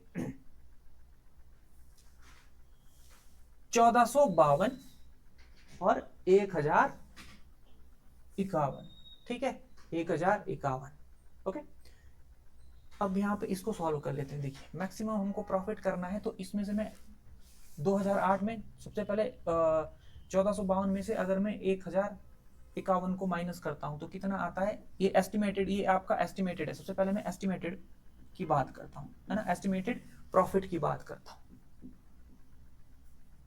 एस्टिमेटेड प्रॉफिट देखिए यहाँ पे कितना है 2008 का, है ना, 103 103। अब देखिए estimated revenue minus actual revenue, है ना, एक्चुअल कॉस्ट, तो यहाँ पे प्रॉफिट कितना आ जाएगा, ये और इसको माइनस करता हूं मैं, क्योंकि इसने बोला हुआ कि आपको क्या करना है, एक्चुअल और एस्टिमेटेड नहीं देखना है, मैक्सिमम प्रॉफिट का करना है ना। तो देखिए 12 यहाँ पे कम हो जाएगा, देखिए 51 है, ये 76, इसको करने की जरूरत नहीं है, है ना, ये ज्यादा है ये कम है। तो यहाँ पे हमने क्या किया, हमने देखा कॉस्ट जहां पे कम आ रही है वहां पे आपका मैक्सिमाइज प्रॉफिट होगा। अब देखिए 1286 में भी क्या हो जाएगा, 1286 आपका एक्चुअल रेवेन्यू है, 1286 में से ये माइनस करेंगे तो मेरे को प्रॉफिट ज्यादा आएगा, है ना। जो आपका एस्टिमेटेड कॉस्ट, इसको माइनस करेंगे ज्यादा आएगा, इसको छोड़ दो आप, मत करना इसको, है ना, इसको मत करना, 1076 को मत करना, ये कॉस्ट ज्यादा दे रहा है। ठीक है, अब देखिए थर्ड में देखिए आप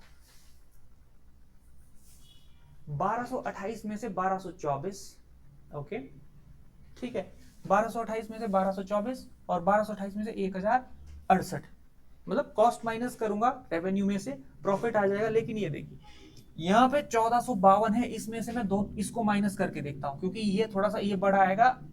ये आपका क्या आएगा, यहाँ पे कॉस्ट मेरी ज्यादा आ रही है, यहाँ पे रेवेन्यू आपका ज्यादा, यहाँ पे कॉस्ट ज्यादा आ रही है, और ऊपर भी आपकी ऊपर कॉस्ट कम है। तो दोनों में से मैं ये वाला नंबर लूंगा, छोटे वाला नंबर लूंगा। तो अगर मैं 1452 में से 1024 को माइनस करता हूँ, 2000, ये है 2008, ये है 2009, है ना। तो प्रॉफिट एस्टिमेटेड प्रॉफिट कितना हो जाएगा देखिए, 12 में से 4 को माइनस करूंगा 8, और 5 में से 4 में से 2 को माइनस करूंगा 2, है ना, 4 में से 2 को माइनस करूंगा 2, और आपका 428। ठीक है, अब अच्छा एक बार इसमें भी चेक कर लेते हैं, 1228 में से 9, 1281 में से 900, ये 300, है ना, अप्रोक्स आपका 290, है ना, 200 के आसपास, 200 पौने 300 के आसपास आ रहा है। अगर मैं यहाँ देखता हूँ 1326 और 900, यहाँ पे करते 1326 और 986 के बीच में। ठीक है, 2007 में। Okay,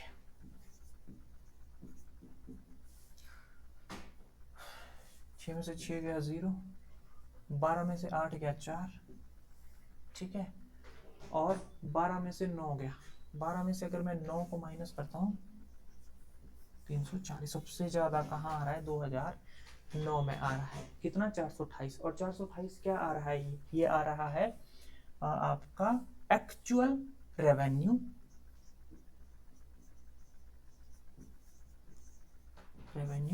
minus estimated cost. ठीक है, actual revenue minus estimated cost, इसका डिफरेंस कितना आ रहा है, 428, सबसे ज्यादा किस ईयर में, 2009 में। ठीक है, तो 2009 इसका आंसर हो जाएगा।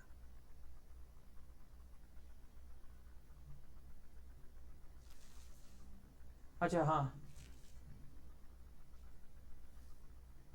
कितना आया था, अच्छा इसमें ये पूछा था, डिफरेंस पूछा हुआ था सर्वाधिक, है ना, कितना आया था हमारा, देखते हैं एक बार, चेक कर लेते हैं। यहाँ पे 400 ये था, और ये था, है ना, 12 में से 4 8, और 5 428 इसका आंसर, है ना, 428 ये हमारा आंसर है, ऑप्शन, हाँ सी, ऑप्शन सी हमारा आंसर हो गया 428। ठीक है, नेक्स्ट देखिए, ये आपकी अगली डीआई है ना, नेक्स्ट डाटा इंटरप्रिटेशन है। ठीक है, इसमें काफी सारे 2020 में बहुत सारी डीआई आपकी आई हुई थी, और ये अच्छे लेवल की डीआई थी, जहां पे आपको हर क्वेश्चन के लिए सोचना पड़ता कि ये कैसे सॉल्व होगा। ठीक है, तो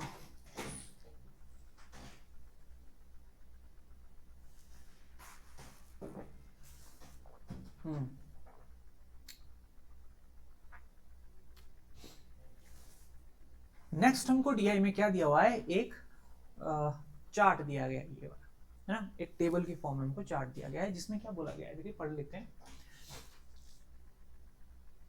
इसमें बोला गया, read the information given below and solve the question, मतलब जो हमें गिवन बिलो इंफॉर्मेशन दी हुई है उसको हमको पढ़ना है और क्वेश्चन सॉल्व करने हैं, 25 से लेकर 29 तक। ठीक है, following table provided the data regarding to the people who are seeking asylum, जिन्होंने शरण ली हुई है ना, इन डिफरेंट कंट्रीज, अलग अलग कंट्री में शरण ली हुई है, अजाइलम सीकर जो शरणार्थी है ना, शरण लेने वाले हैं।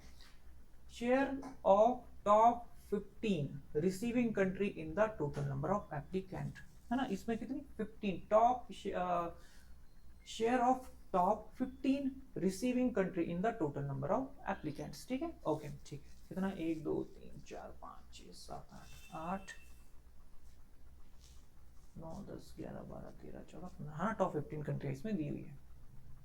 अब नेक्स्ट क्या बोला हुआ है इसमें, all the data in the given table below are percentage, ये सारा का सारा परसेंटेज में है जो डाटा है, जैसे 15%, 13%, 13%, 15 और 17% है ना।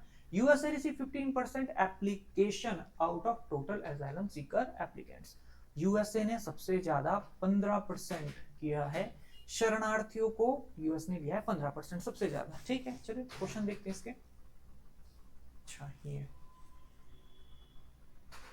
पहला क्वेश्चन है, यूएसए रिसीव 7,72,800, यानी जो यूएसए ने है 72,200 एप्लीकेंट्स 2010 में लिए है ना, जो शरणार्थी है, एजाइलम्स है ना, एजाइलम सीकर है। Then the total number of asylum seeker who didn't apply to any of the country mention in the table, है ना। अप्रोक्सीमेट, ये भी अप्रोक्सीमेट ही लेना है, ठीक है। 2010 की बात है, 2010 में 72,800, सबसे पहले यूएस की बात करते हैं। 2010 में यूएस ने कितने लिए 2010 में, 15%, जो कि कितना है 72,800 के बराबर है। ठीक है, तो अगर यूएस से 15% लेता है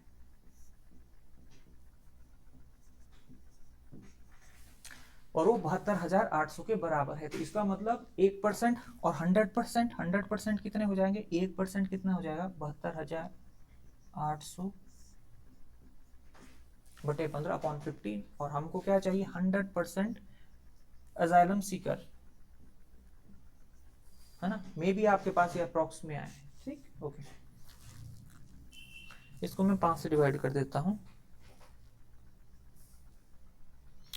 15, इसको 5 से डिवाइड करूंगा, 5, 5 और 2, 7, 22, 5 चौका 20, 20, 22 और 28 हो गया, 25, 6, 15, 30 और 0, ठीक है। अब 3 से और इसको डिवाइड कर देते हैं,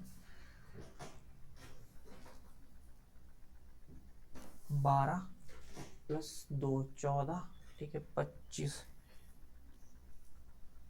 6 चौका 24, है ना,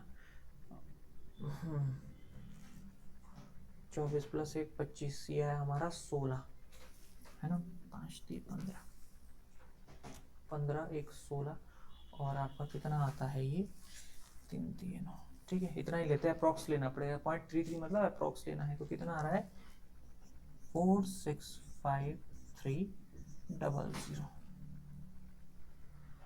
है ना, यानी टोटल 100% जो अजाइलम सीकर है, यानी जितने लोगों ने शरणार्थी जो थे वो कितने थे, टोटल 4,65,300, है ना, अप्रोक्स इतने शरणार्थी थे, अजाइलम सीकर थे।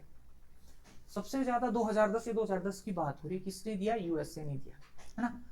तो अब यहाँ पे बात हो रही है कितने लोगों ने यहाँ पे शरण नहीं ली, जिन्होंने अप्लाई नहीं किया, ये तो ये डाटा किसका है, शरणार्थियों का है, अजाइलम सीकर्स का है। लेकिन यहाँ पे इसमें क्या होगा कि कुछ लोग शरण नहीं लेंगे, वही बताने हैं कितने लोग शरण नहीं लेंगे। देखिए यहाँ पे अगर मैं देखता हूं 4,65,300, ओके,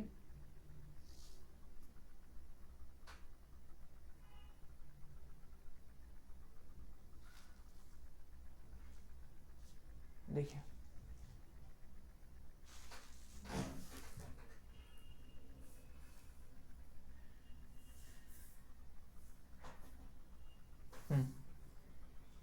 हाँ, अब ठीक है, टोटल मिला के जिन्होंने शरण ली कितने थे, 4,65,300,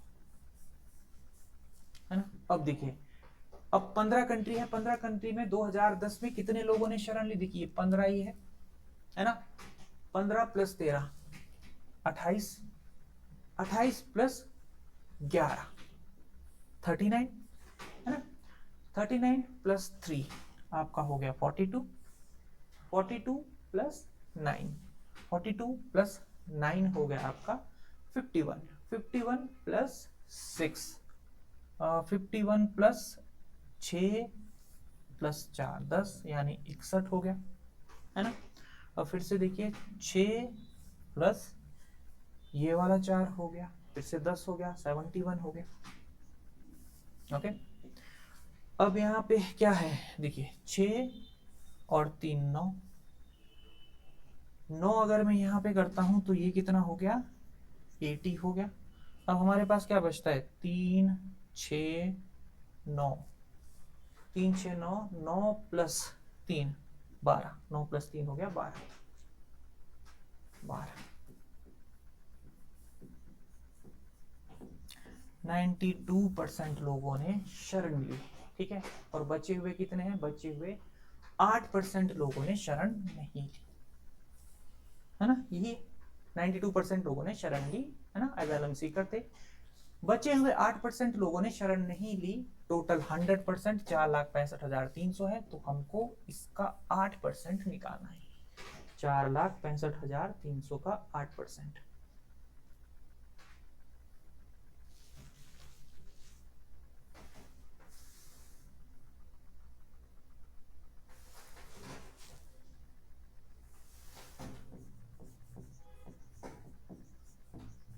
है ना, अप्रोक्स में कोई ना कोई इसमें से आंसर आ जाएगा, अप्रोक्स में ही चाहिए, ठीक है। इसका 8 24, 8 5 40 42, है ना, 48 प्लस 4 52,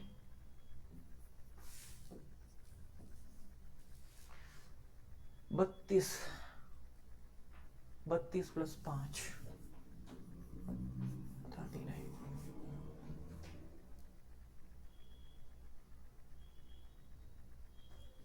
तो यहाँ पे कितना आ रहा है, 39,000, 8 का 32, 32 37 आना था।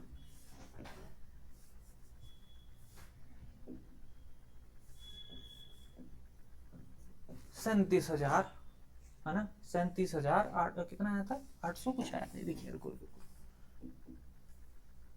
8 24, 8 5 40 42, है ना, 8 6 48 प्लस 4 52, 8 चौका 32, 32 प्लस 5 37 आना चाहिए था ये, 37,224। तो इसका मतलब 37,000 यहीं पे एक ऑप्शन है, ऑप्शन ए, क्योंकि अप्रोक्स ये चीज लेनी है, तो 37,800 हमारा आंसर आ जाएगा, ठीक है। अब देखिए नेक्स्ट, देखिए the sum of percentage to application received by top 3 ranker country is more than sum of percentage of applicant received by remaining country in the table in the number of year is, ठीक है। इसमें बताना है कि जो top 3 country है उन्होंने, उसमें क्या होना चाहिए, उनका परसेंटेज जो शरणार्थियों को शरण देने का है ना, एजाइलम सीकर है, उनको शरण देने का है, वो क्या होना चाहिए, है ना, more than sum of percentage of application receive by remaining country, बाकी कंट्रियों को छोड़ के ना। तो हम पहले 3 का देख लेते हैं, देखिए, है ना, देखिए ये कितना है, 15 प्लस 9, ये हो गया आपका 14, 14 प्लस 6 20%, है ना। नेक्स्ट देखिए, यहाँ पे देखिए 3 कंट्री का, 9 प्लस 6 15, 15 प्लस 13 28, 2007 2008, ठीक। 2009 का देखिए, 13 प्लस 7 20, 20 प्लस 11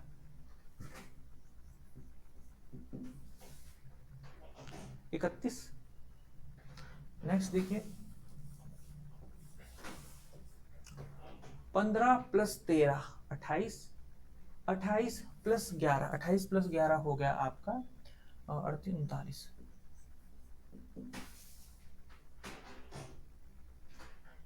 लास्ट देखिए,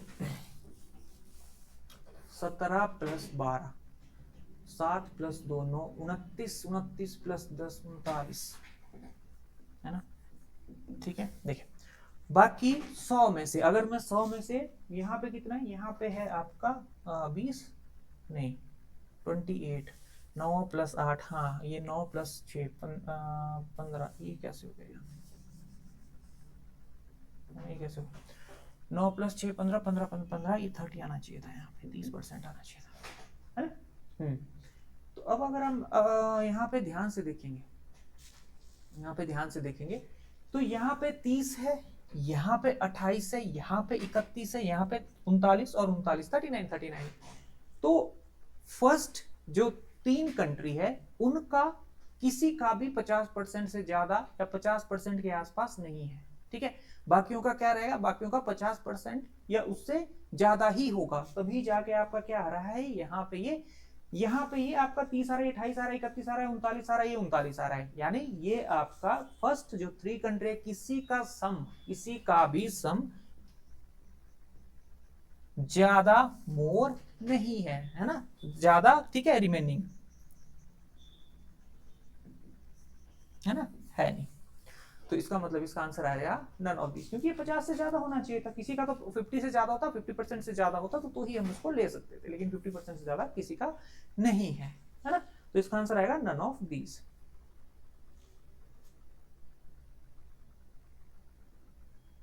इनमें से कोई भी नहीं है ना, इनमें से कोई भी आंसर नहीं आएगा इसका आंसर। यहाँ पे ध्यान से देखिए next question 27, sum of the rank of Germany across the given duration, कि जो आपका पूरा का पूरा ड्यूरेशन है उसमें जर्मनी का रैंक कौन सा आएगा। ध्यान से देखिए इसमें क्या दिया हुआ है,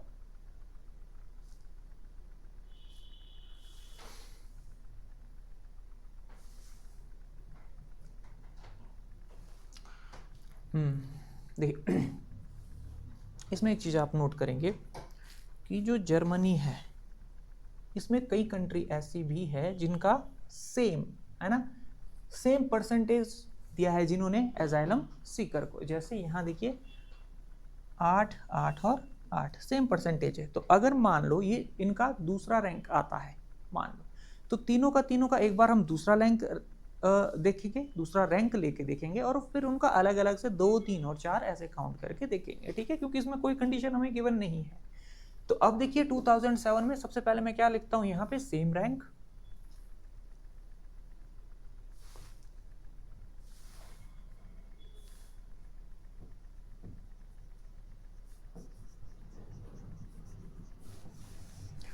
और फिर डिफरेंट रैंक, ठीक है, सेम रैंक और डिफरेंट रैंक की हम बात करेंगे। यहाँ पे देखिए सेम रैंक कौन सा है, फर्स्ट रैंक यूएस का है, 15% लोगों को इसने शरण दी, तो इसका मतलब इसका फर्स्ट रैंक है ना। इसी तरह काउंट करेंगे सेकंड रैंक, थर्ड रैंक, ठीक है, काउंट किसका करना है, जर्मनी का काउंट करना है। अब देखिए फोर्थ रैंक पे कौन सा है, फोर्थ रैंक पे आपके 1, 2 और 3 है, एक बार हम इनको फोर्थ रैंक पे लेके देखते हैं। और फिफ्थ रैंक अब इसके बाद किसका है, जर्मनी का आया फिफ्थ रैंक। तो जहां पे सेम परसेंटेज है वहां पे हमने एक ही इनको रैंक दिया है, तो कौन सा, तो यहाँ पे एक ही रैंक की वजह से जर्मनी का रैंक कौन सा आया, फिफ्थ आया। लेकिन अगर हम इनको डिफरेंट रैंक जैसे 8-8-8% अलग अलग काउंट करेंगे तो क्या हो जाएगा, देखो तो आपका क्या हो जाएगा, ये देखिए फर्स्ट कितना था आपका, फिफ्थ रैंक आया था इसका, देखो first, second, third, fourth, fifth, sixth और सेवंथ, इसको मेरे को सेवंथ काउंट करना पड़ेगा, है ना। 2008 में देखिए first rank, second rank, third rank, अब फोर्थ पे आपके 2 पर्सन है, फोर्थ रैंक। और यहाँ पे भी अगर मैं सेम परसेंटेज की बात करूं तो यहाँ पे जर्मनी का फिफ्थ रैंक आएगा, लेकिन अगर मैं सेम परसेंटेज के लोगों को, सेम परसेंटेज की कंट्री को क्या करता हूं, इनको मैं अलग अलग काउंट करता हूं, तो ये सिक्स्थ आएगा, है ना, ये सिक्स्थ आएगा। अब 2009 ये फर्स्ट है, ये सेकंड है, ये आपका थर्ड हो गया, ये आपका फोर्थ हो गया, थर्ड फोर्थ, है ना, थर्ड फोर्थ, और ये फिफ्थ हो गया, जर्मनी काउंट करना ही फिफ्थ हो गया, है ना। तो ये फिफ्थ, और यहाँ पे परसेंटेज सेम नहीं है तो दोनों जगह सेम आ रहा है। अब ध्यान से देखिए सिक्स्थ के लिए फर्स्ट, सेकंड, थर्ड, ठीक है, यहाँ पे आ गया थर्ड रैंक, है ना। अब यहाँ पे फिर से देखिए फर्स्ट, सेकंड, थर्ड, ठीक है। सॉरी, 1 2 3, 3 और 2 5, 3 4, अच्छा यहाँ पे भी थर्ड था और यहाँ पे भी थर्ड था, ठीक है, 2 बार 3 3 आना था।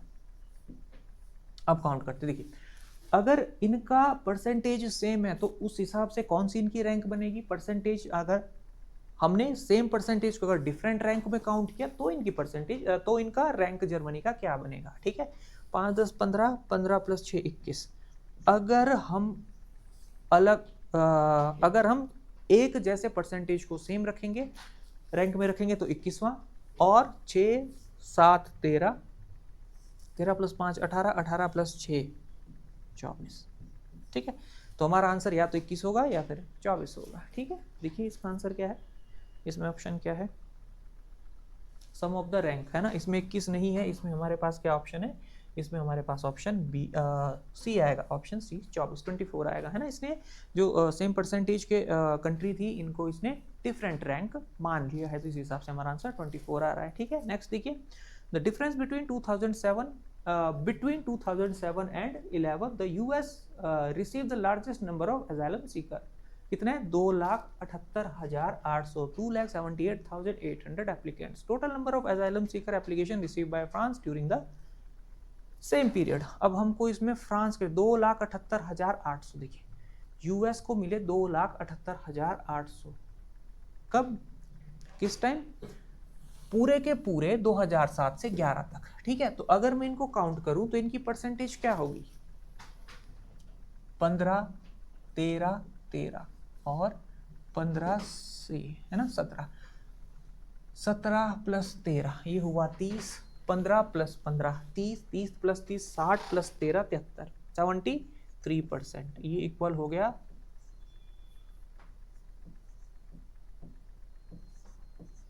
है ना, 2,78,800 के बराबर हो गया। तो यहां से क्या करूंगा मैं, सबसे पहले 1% की वैल्यू निकालूंगा। इसको अगर मैं डिवाइड करता हूं तो कितना आएगा, ये आएगा आपका 73,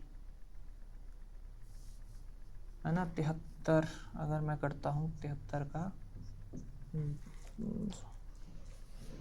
7 का 70, 7 चौका 28, 280, है ना,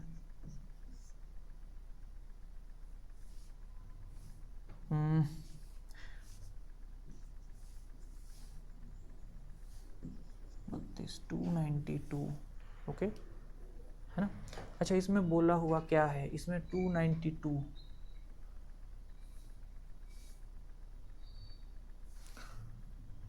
इसमें देखिए अगर मैं 3 ले लेता हूँ, 73 × 3, एक मिनट इसको चेक कर देते हैं कि इसमें अप्रोक्स तो नहीं बोला हुआ है कहीं, हाँ अप्रोक्सीमेटली इसमें बोला गया है ना, इसमें अप्रोक्सीमेट का आंसर निकालना है, ठीक है। तो अप्रोक्सीमेट के हिसाब से हमारे पास क्या आया था, हमारे पास आया था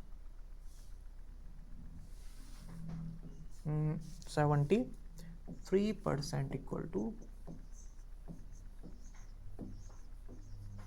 800, 1% इक्वल टू 278800, है ना, अपॉन 73, और हमको क्या करना है, हमको निकालना था किसका, हमको बोला गया था फ्रांस का। तो फ्रांस का अगर मैं काउंट करता हूँ, है ना, 1%, फिर 100%, इसको ऐसे ही कर देते, 100% हो गया, दोनों साइड 100 कर दिए। और अब देखो फ्रांस का हमको निकालना है, फ्रांस का कितना है, टोटल का कितना परसेंट, ये टोटल आ गया, टोटल का कितना परसेंट हो गया, देखिए 18, 18 + 11 29 + 13, 32 + 13 हो गया आपका, ठीक है, 13 + 12 ये हुआ 54 हो गया, ये 29, हाँ ये हुआ 54, है ना। इसका 54% निकालना है, 0 से 100 से 100 कैंसिल। अगर मैं इसको डिवाइड करता हूँ तो किससे डिवाइड होगा, ये एक इसको अप्रोक्सीमेट के हिसाब से लेते हैं, है ना, कि अगर मैं यहाँ पे 73 का अप्रोक्सीमेट यानी सबसे पहले इसका 3 और फिर 4 से काउंट करता हूँ, 4 से 3 3 9 7 चौबट 7 21 219 और 4 12 7 चौक 28 292 है ना, 292 इसका 3 टाइम्स ही करते हैं।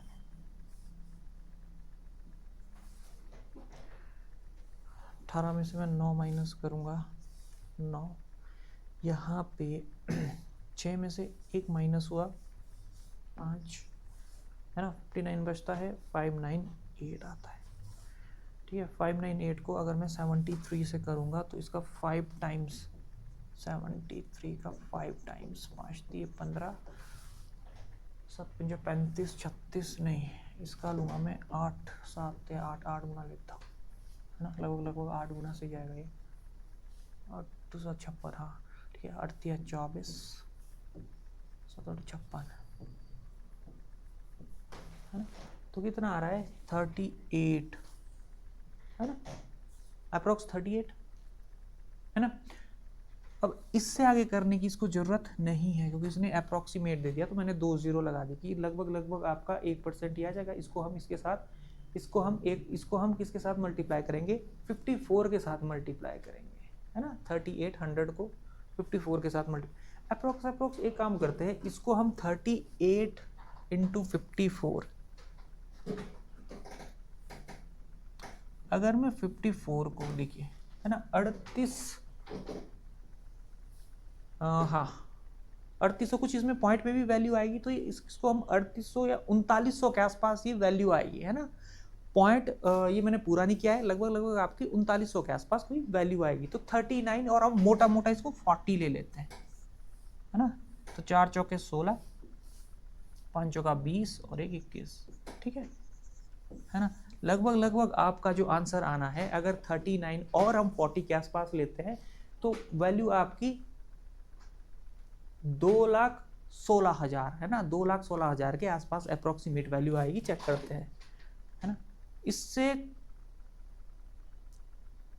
ना। देखिए अब यहाँ पे हमको कैसे लगा पता, देखिए ये इधर बड़ी वैल्यू है, ये बड़ी वैल्यू है ना, ये आपकी कितनी है 2,62,000 प्लस है ना, ये वाली कितनी है 2,43,000। आपके पास can not be determine answer नहीं हो सकता है ना, ये भी नहीं होगा ये भी नहीं होगा है ना।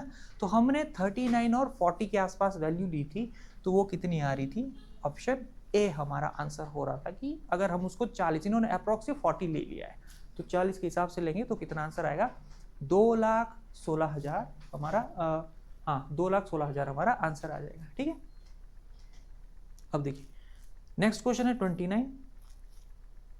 The country which has seen the minimum variation in 2011 over 7 in the ranking as the destination for the asylum seekers, यानी जिनके रैंक में ज्यादा फर्क नहीं पड़ा है 2007 से है ना, मिनिमम वेरिएशन है, बहुत ज्यादा फर्क नहीं पड़ा है, तो उनका बताना है वो कंट्री कौन सी होगी। तो ये तो डायरेक्ट ही दिख रहा था कि हमने जब वो क्वेश्चन किया था कि जिसमें जर्मनी का बताना था कि जर्मनी का कौन सा रैंक है, तो वहां पे एक चीज थी कि हमने यूएस को देखा था कि जो हमेशा ही अपना फर्स्ट रैंक पे था, तो यूएस, इसका मतलब इसका आंसर यूएस हो जाएगा। यूएस में कोई भी वेरिएशन नहीं हुआ है ना, ये हमेशा ये आपका यूएस जो है ये फर्स्ट नंबर पे ही रहा है, तो रैंक में वेरिएशन पूछा हुआ है तो यूएस हमारा आंसर हो जाएगा, यूनाइटेड स्टेट यूएस से इसका आंसर हो जाएगा question number 29।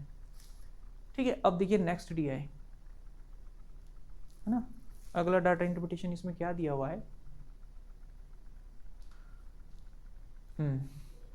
go through the data set given below and solve the question 30 to 32 है ना, 30 से 32 तक, 30 से लेकर 32 तक करना है। ठीक है, देखिए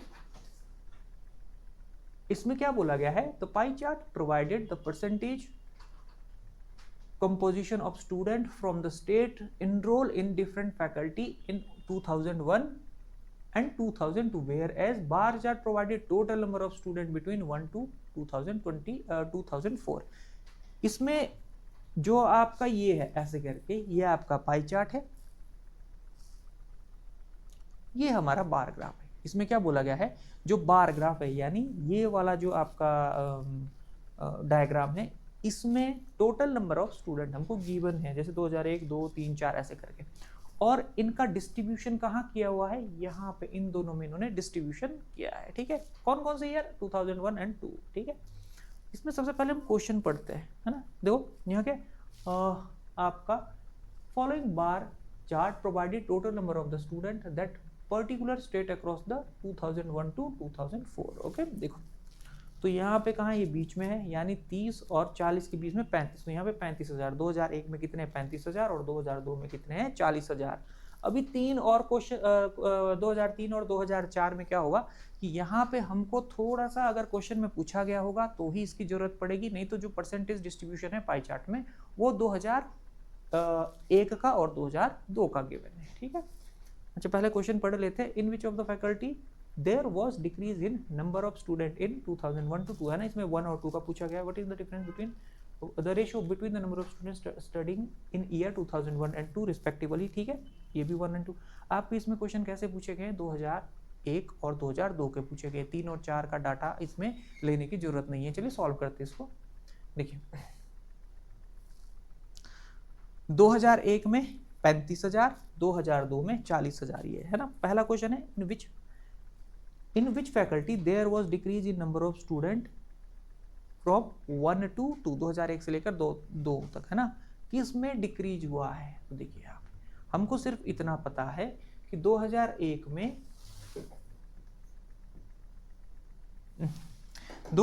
35,000 स्टूडेंट थे,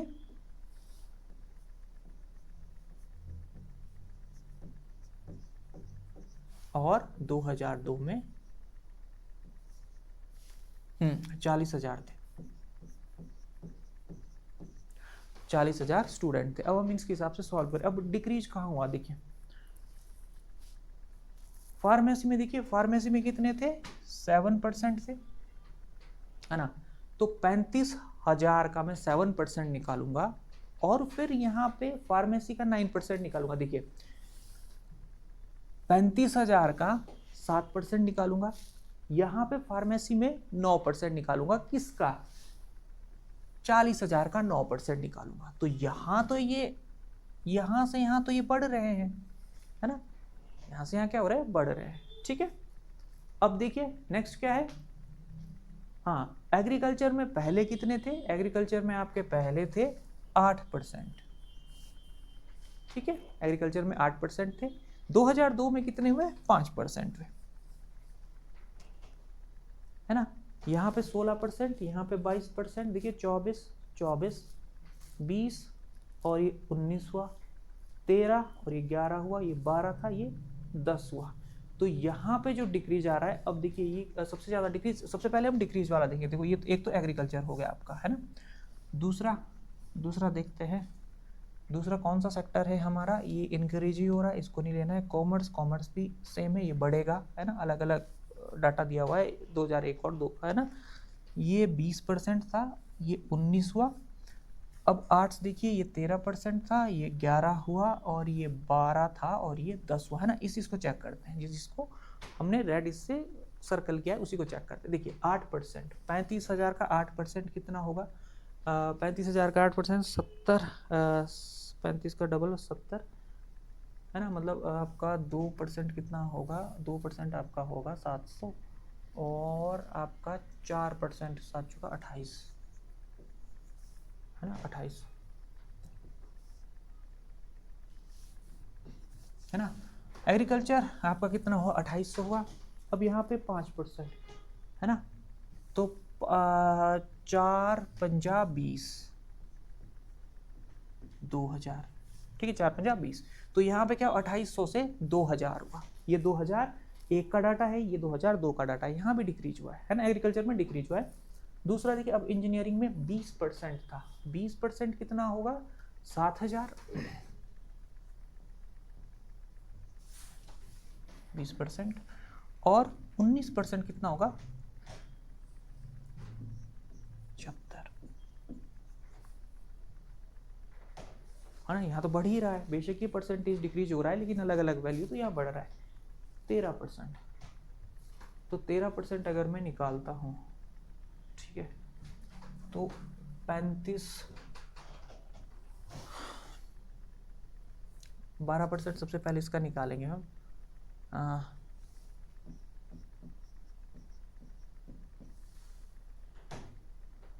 4200 आर्ट्स का है ना, और 350,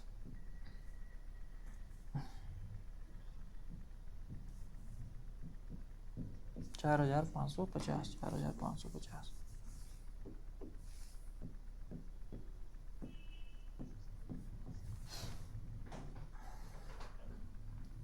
यहाँ पे 11%, ठीक है। यहाँ पे आर्ट्स का डाटा है ना, इसको मैं लिख देता हूँ, ये एग्रीकल्चर का है, ये वाला आपका यहाँ पे इंजीनियर का है, ये इंजीनियर का है, ये आपका नेक्स्ट डाटा किसका है, ये आर्ट्स का है ना, आर्ट्स का है। अब देखिए किसका, अब 11% निकालना है, ये हुआ 44 ना। अभी भी सबसे ज़्यादा एग्रीकल्चर में ही डिक्रीज हुआ है। अब आप मेडिसिन में देखिए, मेडिसिन में पहले था 12% है ना, 12% हमने निकाला था अभी 7000, नहीं 12% हमने निकाला था, कितना आया था अभी 12%, मेडिसिन में 12% निकालना है तो 4200। और अब देखिए यहाँ पे कितना आ रहा है, यहाँ पे आ रहा है 4000, 10% है 4000। तो सबसे ज़्यादा डिक्रीज कहाँ आ रहा है, यहाँ पे आ रहा है एग्रीकल्चर में, 800 का डिफरेंस आ रहा है। एग्रीकल्चर में सबसे ज़्यादा डिफरेंस आ रहा है, 800 का डिफरेंस आ रहा है ना। बाकी जगह यहाँ पे 200 का आ रहा है, यहाँ पे भी ज़्यादा डिफरेंस है, यहाँ पे 150 का डिफरेंस है, यहाँ पे तो इंक्रीज हो रहा है ना, वो डिक्रीज बोल रहा है, यहाँ पे क्या हो रहा है आपका, इंक्रीज हो रहा है,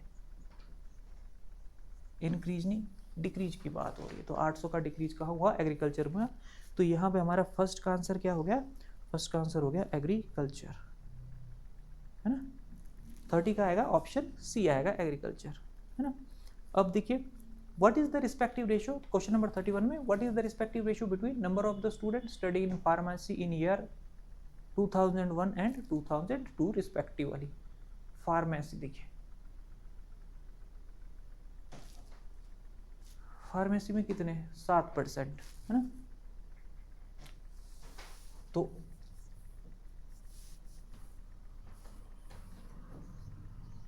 $35,000 का 7%, तो यानी इसको आप लिखेंगे 350 गुणा 7 रेशो।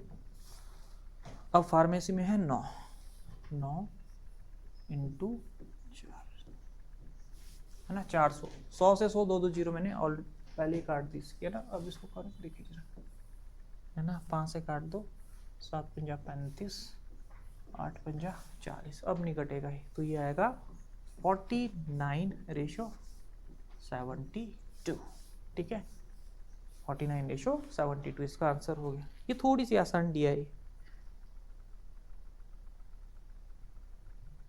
ना, ये वाला ऑप्शन डी यहाँ पे हमारा आंसर हो गया, ठीक है। What is the approximate, approximate के काफी क्वेश्चन पूछे गए हैं इसमें। What is the approximate percentage increase in number of the student in engineering from year 1 to 2। अभी हमने देखा था, अभी हमने किया था, इंजीनियरिंग में कितने बड़े थे, है ना, इंजीनियरिंग में देखते हैं, अभी हमने सॉल्व किया था, है ना। 20% निकाला था, 20% मतलब 35,000 का 20%, 7,000 का आपका 35,000 का 20%, यानी 10% हो गया 3500, डबल हो गया हमारा 7,000 का, है ना। तो 20% हो गया 7,000, इंजीनियरिंग में 19, तो हुआ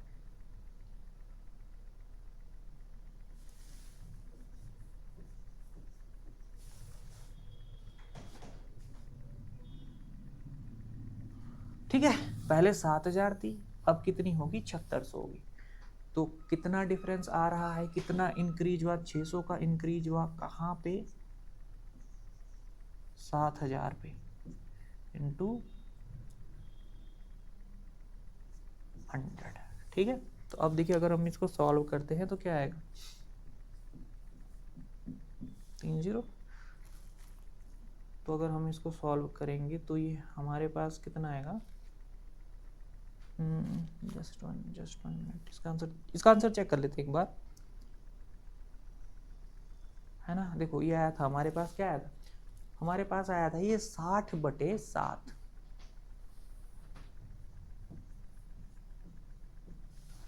अगर मैं इसको 1/7 लूँ, 1/7 तो ये 1/7 होता है 14.28, है ना। इसको ऐसे सॉल्व कर देते हैं।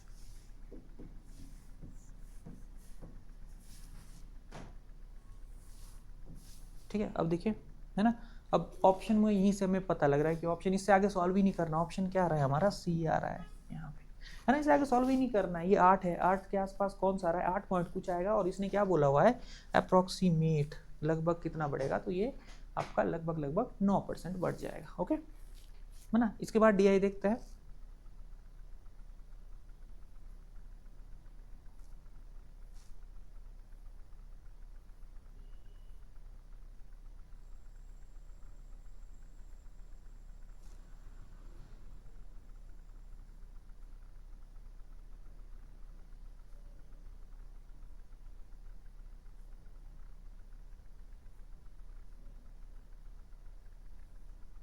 दो 2020 में डीआई के सबसे ज़्यादा क्वेश्चन पूछे गए थे, है ना, इस सी सेट में डीआई, और ये काफ़ी अच्छी डीआई थी। इसमें जितनी भी इन्होंने डीआई दी हुई थी, ये ऐसा नहीं था कि इसमें कोई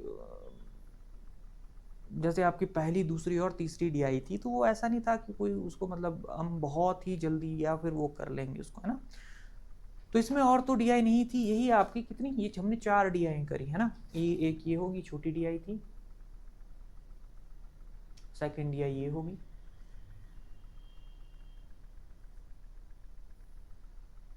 ये थर्ड डीआई होगी, और उसमें फर्स्ट डीआई होगी। तो आपको 4 डीआई के सेट आए हुए थे। और डीआई भी आपकी किस पे बेस्ड थी, एक आपकी रेवेन्यू और एक्सपेंडिचर वही थे, है ना। रेवेन्यू पे थी कि आपका प्रॉफिट परसेंटेज कैसे कैसे होता है, एक्चुअल प्रॉफिट क्या होता है आपका, एस्टिमेटेड प्रॉफिट क्या होता है।